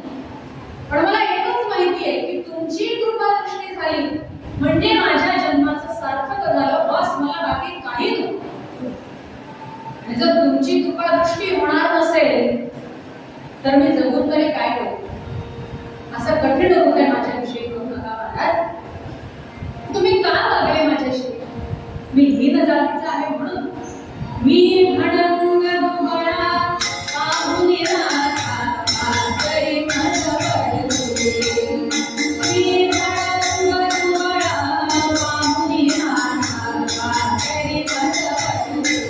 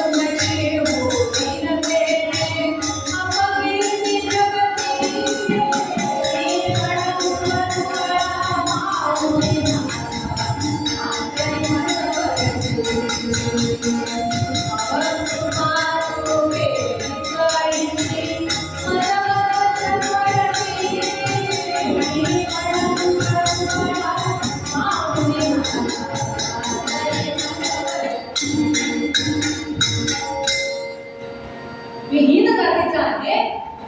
मी धनवान नाहीये. माझ्याकडे फार संपत्ती नाहीये. माझं घर पण साधी झोपडी आहे. गवत लावून पानं वगैरे लावून तयार केलेली झोपडी आहे. मग मी हीन जातीतला आहे. मी दुबळा आहे. म्हणून का तुम्ही माझ्यावरती आपण कृपा केली? म्हणून तुम्ही माझ्या घरी आला नाही का? आणि मग जर हे कारण असेल, हे जर खरं असेल तर ठीक आहे, मला जगायचंच नाही. तुम्ही जर माझ्यावरती कृपा करणार नसाल तर जगून तरी काय करू? कारण हे जीवित जे आहे ते मी तुमच्या चरणावर पाहिले. तुम्ही माझे सद्गुरू आहात. तुम्ही माझे सर्वस्व आहात. आणि जर सद्गुरूंची माझ्यावर कृपा होणार नसेल तर जगून काय उपयोग?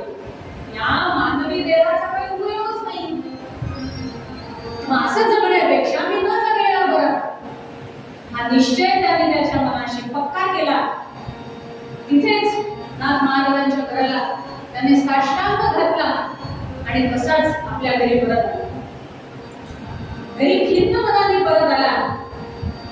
येऊन आपल्या पत्नीला म्हणतो, अगं, आपल्या सद्गुरूंची आपल्यावर कृपा झाली नाही. ये बोलिया ससदनी आपल्या वधूला, बोले समूळ सकले अजिबात झाला. नाही कृपा मजवरी मम सद्गुरूची, आता नमाज करणे जग जीविताची. अगं, जगून काही उपयोग नाही. माझ्या सद्गुरूंची माझ्यावर जर कृपाच होणार नसेल, आपण जगून तरी काय करायचं? मी तर काही आता जगणार नाही. तुम्ही माझ्यासोबत चल. ती म्हणते, असं काय तुम्ही वेड्यासारखं वागताय? आधीच मी तुम्हाला सांगितलं होतं की तुम्ही या सगळ्या खटाटोपामध्ये पडू देऊ नका. फक्त जी आहे ती आपण भक्ती करावी, नाम भक्ती करावी, एवढं इथपर्यंत ठीक होतं. आता हाच तुमचा होता की सद्गुरूंना जेवू घालायचे. पण आता जर नाही होते ते तर ठीक आहे ना, काही हरकत नाही. पण म्हणून इतका टोकाचा विचार असं करू नका म्हणाले. आणि त्यात पुन्हा आपण दोघंही हा जीव त्यागून देऊ, जीव देऊन टाकू, जगायचंच नाही आपल्याला, असं करू नका म्हणे वेळेपण. त्यातही तो आधीच तर दुःखी. त्यात हिने असं म्हणल्यामुळे त्याला वाटलं की ही म्हणते मी काही तुमच्यासोबत येणार नाही. तो म्हणतो असंही बरोबर आहे म्हणे. परमार्थ मार्गावरती चालत असताना आपल्याला एकट्याला चालवलं लागतं. सोबत कोणी येईल का नाही याची शाश्वती नसते. तुला यायचं नाही का माझ्यासोबत? मी चाललो माझा जीव द्यायला. ती म्हणजे आपण तुम्ही विचारच करत नाहीये. जीव देणं ही इतकी साधी सोपी गोष्ट आहे का? संसार काय तुमच्या एकट्याच आहे का? हा विचार तुम्ही कधी करणार?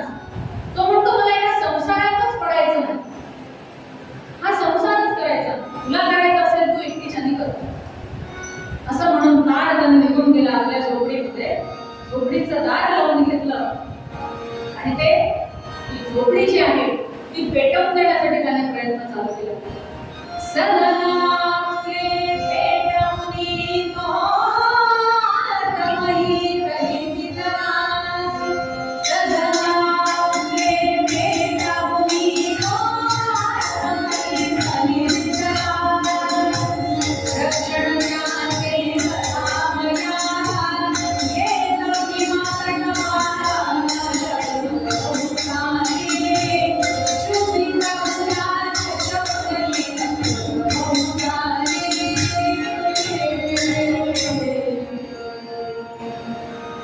आपली झोपडी पेटवून देण्यासाठी त्यांनी अग्नी तिथे प्रज्वलित केला आणि जाऊन झोपी गेला जमिनीवर. जे काही होईल ते मला आता जगायचं. हा टोकाचा विचार त्याने केला, पण त्याची सद्गुरूंच्या ठिकाणी असलेली भक्ती भगवंतालाही माहिती होती. आणि असं असतं की सद्गुरूंचे जे सच्चे शिष्य आहेत, सच्चे भक्त आहेत, त्यांची लाज राखण्याचं कर्तव्य भगवंताचं आहे. कारण संत वचन येते, संत वचन कसं काय खोटं ठरतं? ते खोटं ठरायचं नाही ही जबाबदारी भगवंतांनी घेतलेली आहे. आणि त्यांनी हा विचार केला मात्र भगवंताची गडबड चालू झाली. साक्षात भगवंताने नाथ महाराजांचं रूप धारण केलं आणि महादेवाच्या झोपडी समोर प्रकट झाले. आता हे सगळं होईपर्यंत इकडे याची पत्नी गडबडून गेली. त्यामुळे काय वेळेपण आहे, काय चालवलंय तुम्ही? आता नवरा तर काही आपला ऐकत नाही. तिने शेवटी तिथूनच नाथ महाराजांना हात जोडले, भगवंताला ती विनवणी करायला लागली. जळू दे उडू दे माल नको, जळू दे उडू दे माल नको, अगिर माझा पती मेरा अगिर माझा पती, जगा कुंभाराच्या घरी, जगा कुंभाराच्या घरी, लक्ष्मी नामावली कैसे गौ गलाना करिए, कैसे गौ गलाना करिए, दीवान वासियारे, दीवान वासिया, गरुड़ा संभळे बिना, गरुड़ा संभळे बिना,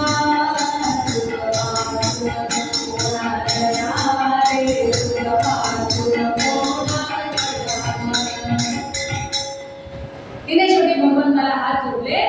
भगवंता आता तूच यातून रक्षण कर, माझ्या पतीला ह्या आधी जळू देऊ नकोस. यापेक्षा ती तरी बिचारी अजून काय करणार? ती म्हणते तू जसं कुंभाराच्या मांजरीची पिले जशी तू वाचवलीस जळत्या आव्यातून, तसं माझ्या पतीचं रक्षण कर. तुझ्याशिवाय माझ्या संसाराला कोणाचा म्हणून आधार, तुझ्या आधारानेच माझा संसार चालू आहे. आणि माझ्या पतीची जी काही निष्ठा त्याच्या सद्गुरूंच्या प्रती आहे, त्या निष्ठेचा विचार करून तू आता माझ्या पतीचं रक्षण कर. एवढंच त्या माय माऊलीच्या हातात होतं. दुसरं ती तरी बिचारी काय करणार? तर सगळ्या गावाने असंही वाईट टाकलेलं, कोण म्हणून मदतीला येणार आणि कोण म्हणून त्यांच्यासाठी धडपड करणार? एका भगवंताशिवाय त्यांना दुसरं कोण करणार आहे? म्हणून ही हात जोडून ते सगळं भक्ती आहे. आणि आता सांगितल्यासारखं भगवंताची लगबग चालू झालेली आहे की या भक्ताला वाचवायचंय. नाथ महाराजांनी जे वचन बोललेले आहेत ते आपल्याला खोटं नाही बोलायचं. त्यांच्या वचनाची लाज राखणं आवश्यक आहे. आणि म्हणून प्रभू एकनाथ झाला माझ्याचा शुद्ध भाव पाहुनी, माझ्या कावे माझे उघडावे भारतीचा शिवाशयी. भगवंताने एकनाथ महाराजांचा वेश धारण केला. एकनाथ महाराजांचं रूप भगवंताने धारण केलं आणि महाराजांच्या झोपडी समोर प्रकट झाले. पण नुसतेच प्रकट झाले नाही, अर्थातच अग्निदेवाला सांगितलं शांत व्हा, इथे येण्याची आवश्यकता नाही, इथे मी आहे, मी बघतो काय. आणि झोपडीचं दार भगवंत ठोठवत आहे, अरे महादेवा मला जेवायला बोलवलं आणि कुशात दार लावून झोपल्यास की म्हणे, भूक लागली मला किती वेळची, जेवायला या एकीकडे तुझा आग्रह चालू आणि एकीकडे तू छान निजलास म्हणे दार लावून, काय पद्धत आहे म्हणे ही तुझी. हा आवाज माझ्या सद्गुरूंचा आहे हे महादेवाला कळलं. महादेव म्हणतो नाथ महाराजांचा आवाज, असं कसं शक्य. गडबडीने उठला, झोपडीचं दार उघडलं आणि पाहतो काय साक्षात नाथ महाराज झोपडीच्या दारापुढे. काय महादेव म्हणे, अरे भूक लागली कधीची आणि तू चक्क छान शांत झोपलायस म्हणे इथे. हे असं असतं कुठे आमंत्रण देणं, ही पद्धत आहे आमंत्रण देण्याची. त्याला एक काही कळलंच नाही काय होतंय. म्हणजे महाराज तुम्ही खरंच आलात, अरे खरंच म्हणजे तुझ्या समोर साक्षात उभा आहे मी, मला काय विचारतोस, खरंच आलास की काय, भूक लागली आहे, जेवायला वाढा, तयारी कर म्हणे, असं बोलवायचं आणि झोपी जायचं. ही काय पद्धत आहे का. काय आनंद झाला महादेवाला, लगबगीने तयारीला लागला, कुटुंबाला आवाज दिला, या सिद्धता करा, नाथ महाराज जेवायला लागले. जी काही थोडीफार सिद्धता होती महाराजांना एका लाकडी, आता कुठे पाठ आणि कुठे काय आलं होतं त्याच्याकडे, एक लाकडी छोटासा ओढका होता, त्यावरतीच महाराजांना बसवलं. समोर भोजन वाढलेलं आहे, जे काही थोडंफार पुरण शिजलंय ते महाराजांसाठी छान पैकी मस्त ताट वाढलंय. नाथ महाराज जेवायला बसले. महादेव करू का सुरुवात. महादेव म्हणतो महाराज पोटभर जेवा आणि तृप्तता माझ्या मनात आहे, ती तृप्तता मला करू. अखंड भगवंत जेवायला बसले नाथ महाराजांच्या रूपामध्ये. आणि तो जो काही सोहळा होता, स्वर्गामध्ये सगळे देव गोळा झाले आणि कौतुक करतायत महाराजांचं. कौतुकास पाहया अनेका, कौतुकास पाहया इंद्रवरुण त्रय चरण प्रपंचनार विशशिते घड्याळे स्वर्गान दिवाळतीये अतिवर्षे निरोप समाभूती सतोषिये निरुद्ध फुले तुळशी सफळे सुगंधिये धन्य जगी तुझ्या महाराजा, धन्य जगी तुझ्या शेष शयन घशमन भाविया जगुविते भाया. कौतुकास पाहया हरेहा, कौतुकास पाहया इंद्रवरुण त्रय चरण प्रपंचनार विशशिते इंद्र वरुण अग्निदेव सगळे स्वर्गामध्ये सगळ्या देवतांची गर्दी झाली. तुळशी फुले फुलात सगळेजण उधळायला लागले महाराजाच्या सोहळीवरती. महादेव धन्य आहेस म्हणा, सार्थ झालं म्हणे तुझ्या जीविताचं, साक्षात भगवंत जेव घातलास की रे, अजून काय पाहिजे.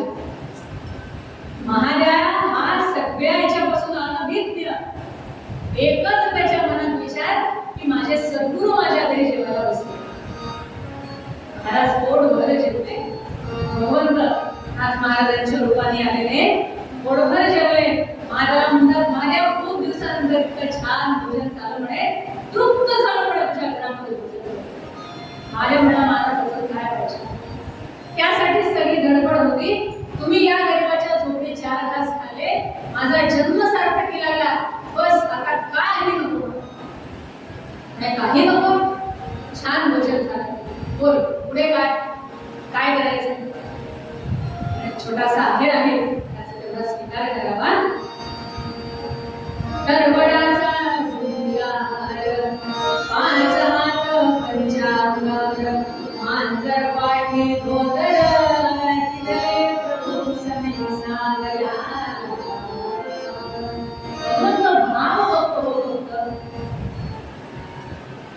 मी अगदी शुद्ध रेशमी वस्त्र भगवंताला दिलंय का कोणी कसं दिलंय कोणी कसं दिलंय हे भगवंत बघत नाही, ते सगळे आपल्या मनाचे खेळ.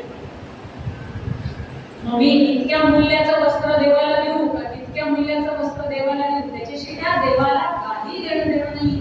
तुमचा भाव काय तो महत्वाचा. एक हातभर पंचा महादेवाने भगवंताच्या गळ्यात घातला, मगर भगवंताला नेसवलं, भगवंताने ते प्रेमाने नेसलं. ही भक्तीची शक्ती आहे. जेव्हा आपली भक्ती दृढ असते ना, भगवंत सगळं काही स्वीकार करतो.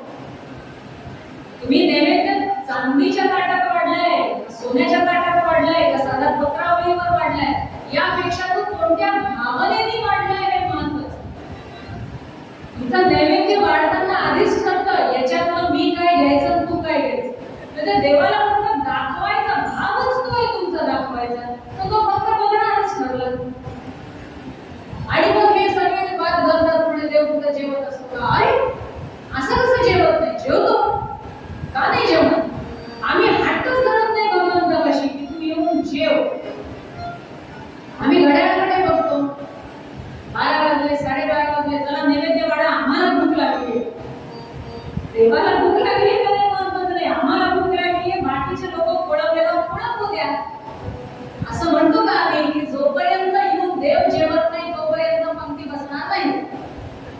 हा हट्टच नाहीये मुळे, कारण आपण फक्त दाखवतोय. हा दाखवायला खूप छान आहे, चांदीचं ताट आहे, चांदीच्या वाट्या आहेत, भरपूर असं छान पंचपक्वान्नाचा स्वयंपाक आहे, सुगंध दरवळालाय सगळ्या स्वयंपाकाचा, असं छान ताट गच्च भरून नैवेद्य. काय त्या नैवेद्याचं वर्णन असतं, हा हा हा, ते वर्णन ऐकूनच माणसाचं अर्ध पोट भरतो. पण तो नैवेद्य माझ्या देवाने खाल्लाय का हा विचार आपला तिथे येत नाही. कारण झालं प्राणायाम समापन सगळं झालं, तिला ते ताट झाकलं, हा बसा रे जेवायला. तो माझा देव जेवतोय का याची वाटच आम्ही बघतो. महाराज आधी तुम्ही जेवा, जोपर्यंत तुम्ही जेवत नाही ना तोपर्यंत आम्ही घास केला. ही श्रद्धा पाहिजे. मी खरं सांगते, आज सुद्धा ही जर श्रद्धा आपल्या मनात असेल ना तर आपल्या सद्गुरूंनी त्या भगवंतांनी घरी येऊन भोजन केलंच पाहिजे. हे संतांचं वचन आहे, हो ते खोटं ठरणारच नाही. हा विश्वास आहे आमचा. आमच्या संतांचं वचन खोटं ठरणारच नाही. आमचा भाव कुठेतरी कमी पडतो, बाकी काही नाही. भगवंत आहे तो सेवा घेतो, तो शक्ती देतो, तो बुद्धी देतो. असं तो आमच्याकडून झालेली जी काही वेडी वाकडी सेवा आहे तो घेतो. पण ती समर्पणाची भावना पाहिजे. ती समर्पणाची भावना असेल ना तर भगवंत प्रत्येकाच्या घरी आजही आपले सद्गुरू, आपला भगवंत आपल्या घरी येतो. आपले सद्गुरू आपल्या घरी येतात. फक्त आपण त्यांची वाट बघतो का हा प्रश्न पण आपल्यालाच विचारायला. असो छान सुंदर भगवंताचं पूजन तिथे झालेलं आहे. आणि हा सगळा सोहळा जेव्हा सगळ्यांनी बघितला सगळ्यांना आश्चर्य वाटलं की अरे महादेवाच्या घरी साक्षात नाथ महाराज जेवायला आले, तृप्त झाले. वा वा वा, ज्या अर्थी नाथ महाराज याच्या घरी जेवले आपण निदान त्यांची पूजा तरी करूया. नाही घरी जेवण तर बघा, म्हणजे त्यांना आपण केलेली सेवा मान्य आहे हे त्याच्याकडून सिद्ध होत आहे. म्हणून बाकी त्याच्या आजूबाजूच्या त्याच्या सगळ्या जातीतल्या लोकांनी ठरवलं की आता आम्ही सुद्धा नाथ महाराजांची पूजा करणार. मग काय करायचं? प्रत्येक जण पळापळ करत बाजारामध्ये गेलं, दुकानदाराकडे गेलं आणि त्यांना म्हणतात साखर कापूर बारीक उगवती द्या, उगवती द्या, पैसा तुकडा आणून देऊ तुझ्या औषधी. महात्माराजा आले घराला, आलाय सेवात देवा भजन. आम्ही एवढे आलोचणार झाला, वाईला वाईला पुढ्या वाटा उद्या वाटा.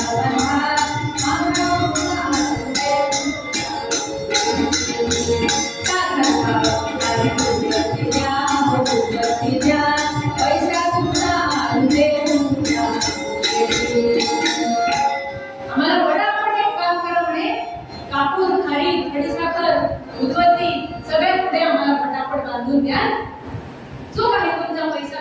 असते तो आम्ही उद्या तुम्हाला आणून देऊ. तो दुकानदार म्हणतो कशाची गडबड चालली पण एवढी? एवढे सगळे जण दुकानात उभे राहिले, काय गडबड चालू? अहो तुम्हाला माहिती नाही का, आपल्या महादेच्या घरी नाथ जेवायला आलेले आहेत. आपल्या सगळ्यांसाठी ती पर्वणी आहे म्हणे. आपण सगळे त्याच्या घरी जाऊ आणि महाराजांची पूजा करू, वाद्यपूजा करू, आपल्याकडून होईल इतकं महाराजांना अर्पण करू. त्यामुळे तुम्ही आता घाई करा, पटापट आम्हाला त्या सगळ्या पुढे बांधून द्या म्हणे, आम्हाला जायचंय महाराजांच्या घरी. आता ही सगळी गडबड तिथं चालू असलेली हळूहळू गावात बातमी पसरली की नाथ महाराज महादेच्या घरी जेवायला आले. आणि ही बातमी या कानापासून त्या कानापर्यंत पोहोचत नाथ महाराजांच्या कानावर आली की नाथ महाराज महादेच्या घरी जेवायला आले. तर ही बातमी जेव्हा नाथ महाराजांना कळली त्यांना काय कळणार नाही का? त्यांना काय सांगायची गरज आहे? त्यांना सगळं काही कळलं. तिथेच त्यांच्या लक्षात आलं जो काही प्रकार झालेला आहे तो. त्यांनी त्यांच्या घरून मुक्काम थेट महादेच्या घरी नाथ महाराज जातात आणि महादेच्या समोर उभं राहतात. महादेव काय म्हणे, ज्यासाठी उपदेश तू हमारे वत्सासे घेतला, तो तू विठ्ठलने मुनी निज गुणी जेवावया घातला. झाला जन्म तुझा जगी सोलया, तू वंद्य आभाव्रती, ऐसे बोलून हे कमात हृदयी वेडाचा निमित्ती. अरे महादेव धन्य झालास म्हणे. मी ज्या काही 4 गोष्टी तुला कथेमध्ये प्रवचनामध्ये सांगत आलो त्या अगदी तू आचरणात आणल्यास म्हणे. आणि साक्षात भगवंत तू जेवायला घातलास. आता मी तुला नमस्कार करावा इतका तुझा अधिकार मोठा झालेला आहे. साक्षात भगवंत तुझ्या झोपडीत जेवला ही काय साधी सुधी गोष्ट नाहीये. या सगळ्या गावातल्या लोकांसाठी तू वंद्य आहेसच, पण माझ्यासाठी तू सुद्धा वंद्य आहेस असं म्हणून त्याला जवळ घेतलं आणि आलिंगन दिलं.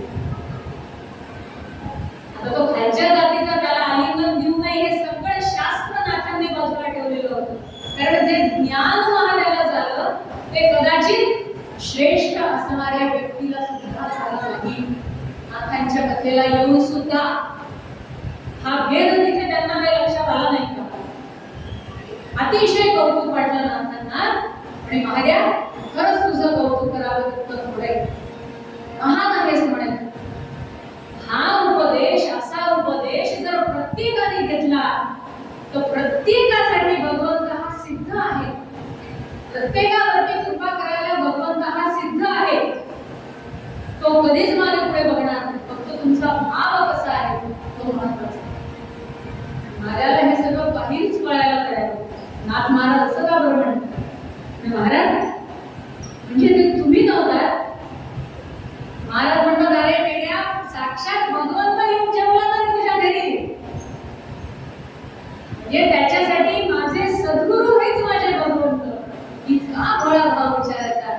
नाही तर एखाद्याला लगेच 7वे आसमानवर का म्हणतो त्या क्षणी. एखादी संत महंत आपल्या घरी येऊन गेले तर आपण पुढचे 15 दिवस या गावाला सांगत फिरतो. बरं आमच्याकडे अमुक महाराज आले होते, आमच्याकडे काय सांगावं तुम्हाला. 2 दिवस झाले तर तयारी होत का? रात्रीची झोप नाही, दिवसा जेवण नाही, ताण नाही, भूक नाही, काय महाराजांच्या स्वागताची अशी जय्यत तयारी केली म्हणून सांगू. 15 दिवस पुढचे आरामशीर जातात त्या सगळ्या वर्णाला. बरं महाराज येऊन गेले ते महाराजांची पाद्यपूजा कमी आणि चांगल्या अँगलनी फोटो येतात का हे बघणं जास्त असतं. फोटो चांगले घ्या, सगळ्यांना दाखवायचे. अरे महाराज आले. कशाला सगळ्यांना दाखवायचे? अरे तुझ्या घरी साक्षात जर सद्गुरू आले तर त्यांच्या चरणाशी समर्पण भाव पाहिजे. कोण फोटो घेताय, कुठून घेताय, कसा घेताय, कोण लोक बघताय, कोण लोक आले, मी याला फोन केला नाही, त्याला फोन केला, गरजच नाहीये. कशाला सांगायचंय कोणाला? हे लोकांना कधी सांगावं लागतं? जेव्हा मलाच माहिती नसतं की माझ्या घरी सद्गुरू येणार. ते आतमध्ये कळलेलंच नाही की सद्गुरू येणार. सद्गुरूंना जेव्हा माझ्या घरी बोलवायचे तेव्हा सगळा समर्पण भाव सद्गुरूंच्या ठिकाणी हवा. मला बाकी काही नको. माझे सद्गुरू येणार आहेत ना, माझं चित्त त्यांच्या चरणाशी हवंय. त्यांची सेवा माझ्याकडून जास्तीत जास्त चांगली कशी होईल यासाठी धडपड असावी माणसाची, बाकी काही नाही. आणि त्यांची कृपा झाली की आपसुकच सगळं होणारच आहे. यासाठी वेगळे आपल्याला पुन्हा प्रयत्न करायची गरजच पडणार नाही. आणि त्यांची कृपा संपादन करावी ती धडपड माणसाची असावी. आणि ती धडपड या महाराजाची. महादेव म्हणतो, महाराज म्हणजे तुम्ही नव्हतात. आज महाराज म्हणतात, अरे वेड्या, साक्षात भगवंत तुझ्या घरी येऊन जेवून गेले. तुझ्यासारखा श्रेष्ठ तूच. पात्रे मनुष्य बघी जगरंग भूमी, हे बोधिले जगती किती मी. त्याचा विचार करून त्याची मोह सारा, हे विश्वनाथ म्हणे तुझा सारा. अरे हे सगळं विश्व जे आहे ते त्याने निर्माण केलेली रंगभूमी. आणि या रंगभूमीवरती तू काय, मी काय, सगळे काय हे त्याने नियोजित केलेली पात्र. एखादं नाटक जेव्हा आपण बघतो तेव्हा एखाद्या पात्राची भूमिका साकारणारा तो व्यक्ती जो आहे तो त्या काळापुरता ते पात्र आपल्याला वाटतं.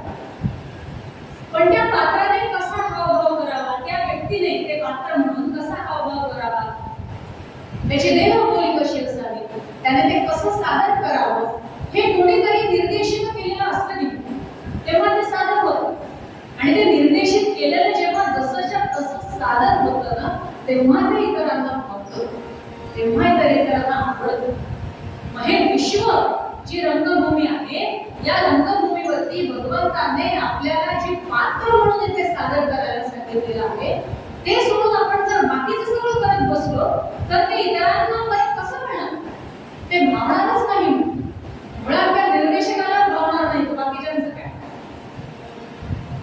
निर्देशक चिडतात की नाही? एखाद्या कलाकाराने जर त्याने सांगितल्याप्रमाणे कला सादर केली नाही तर तो निर्देशक चिडतात. मी सांगितलं होतं असं करा, तुम्ही तसं केलं नाही.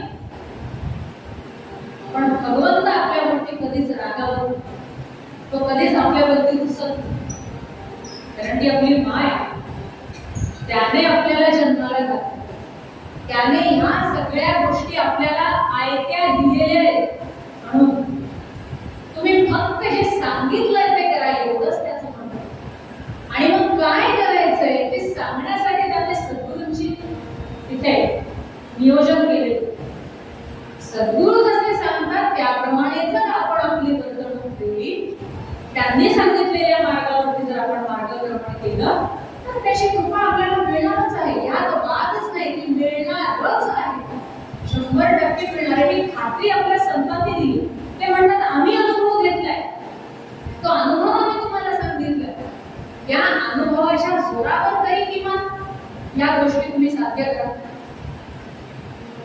आपण एखाद्या चांगल्या कंपनीमध्ये चांगल्या हुद्द्यावर जर नोकरीला लागलो तर आपल्यापेक्षा वरिष्ठ जे असतात ते आपल्याला 4 गोष्टी अनुभवाच्या सांगतात की बाबा रे असं असं काम कर, म्हणजे आपला जो बॉस आहे तो तुझ्यावरती कायम खुश राहील, त्याची कधी नाराजी होणार नाही. असं काम कर, तसं काम कर, या ठिकाणी असं सादरीकरण कर, त्या ठिकाणी तसं सादरीकरण कर. हे आपण त्यांचं ऐकतो, मनापासून ऐकतो. का बरं ऐकतो? कारण आपल्याला नोकरीत बढती हवी आहे, आपल्याला आपल्या बॉसनी पाठ थोपटावी अशी, त्याने पाठीवर शाबासकी द्यावी अशी इच्छा आहे. मग हे जर प्रपंचामध्ये आम्ही करतोय की आम्हाला आमच्या वरिष्ठांनी शाबासकी द्यावी, 4 पैसे माझ्या पगारात त्याने वाढवून द्यावे, सगळ्यांनी माझी वाहवा करावी, माझ्या ज्येष्ठांनी माझं कौतुक करावं, यासाठी जसं मी प्रपंचामध्ये धडपड करतो तशीच तीच धडपड किंबहुना त्यापेक्षा जास्त धडपड माझी परमार्थामध्ये आवश्यक. मग इथे मला कोणाचं ऐकायचंय? इथे मला माझ्या सद्गुरूंचं ऐकायचं, मला माझ्या दादांचं ऐकायचं, मला माझ्या आप्पांचं ऐकायचं, मला माझ्या सद्गुरूंचं ऐकायचंय, मला माझ्या संतांचं ऐकायचंय.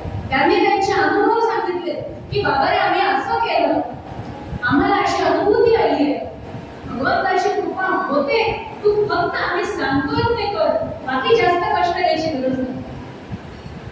इथे तरी निदान आपल्याला जास्त कष्ट जिथे फक्त सांगितलेल्या मार्गावर प्रांजळपणे प्रामाणिकपणे नत होऊन स्वच्छ मनाने शुद्ध अंतःकरणाने एवढे मात्र नियम आहेत. अंतःकरण शुद्ध ठेवा, कारण जसं घर नीट नेटकं स्वच्छ असलेलं सगळ्यांना आवडतं, तसंच या हृदयरूपी मंदिरामध्ये जर भगवंताने दिनांत वास करावा, अखंड वास करावा अशी इच्छा असेल, तर हे मंदिर पण आपल्याला तेवढं सुशोभित आणि स्वच्छ निर्माण ठेवायला हवं. त्यामुळे या स्वच्छ आणि निर्मळ अशा हृदयामध्ये या भगवंताने वास करावा ही एकच इच्छा मनात ठेवावी आणि संतांनी सांगितलेल्या मार्गावरती मार्गक्रमण करावं. जास्त कुकल्पनेमध्ये पडू नये, तरच आपलं कल्याण आहे, तरच आपण या भवसागरातून तरणार आहोत. ही कृपा भगवंताची एवढी मोठी आहे, ती केवळ आणि केवळ अनुभवण्याची आहे.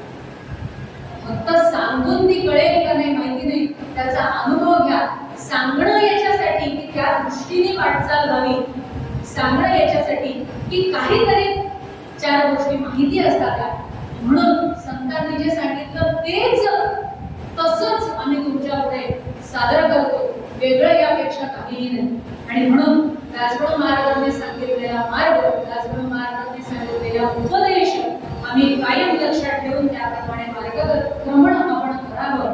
दादा म्हणून सांगतात, बघिले मार्गीच्या गोष्टी होत्या, ऐसे न करी कल्पना, बघुनी बघ भावे महाराज, बघुनी बघ भावे महाराज.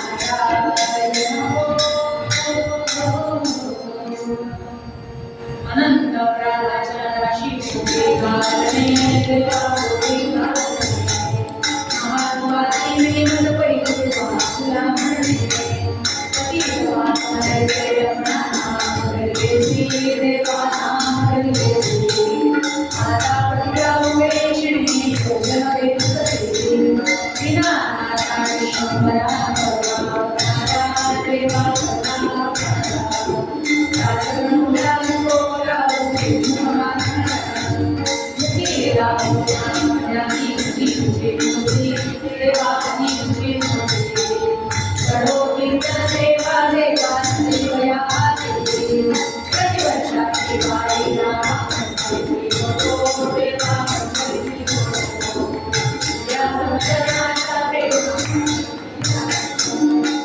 संतांनी शिरो देवा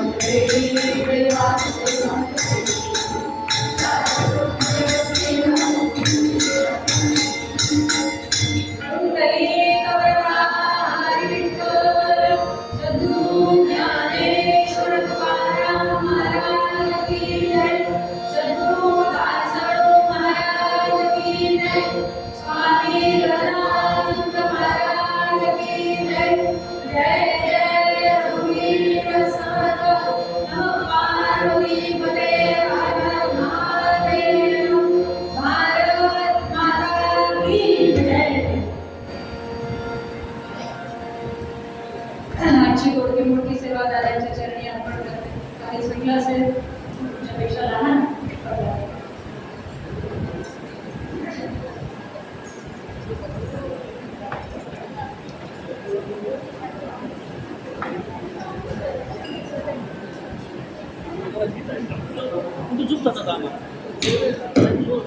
तुम्हाला दिसायला भाग आहे आता जावा की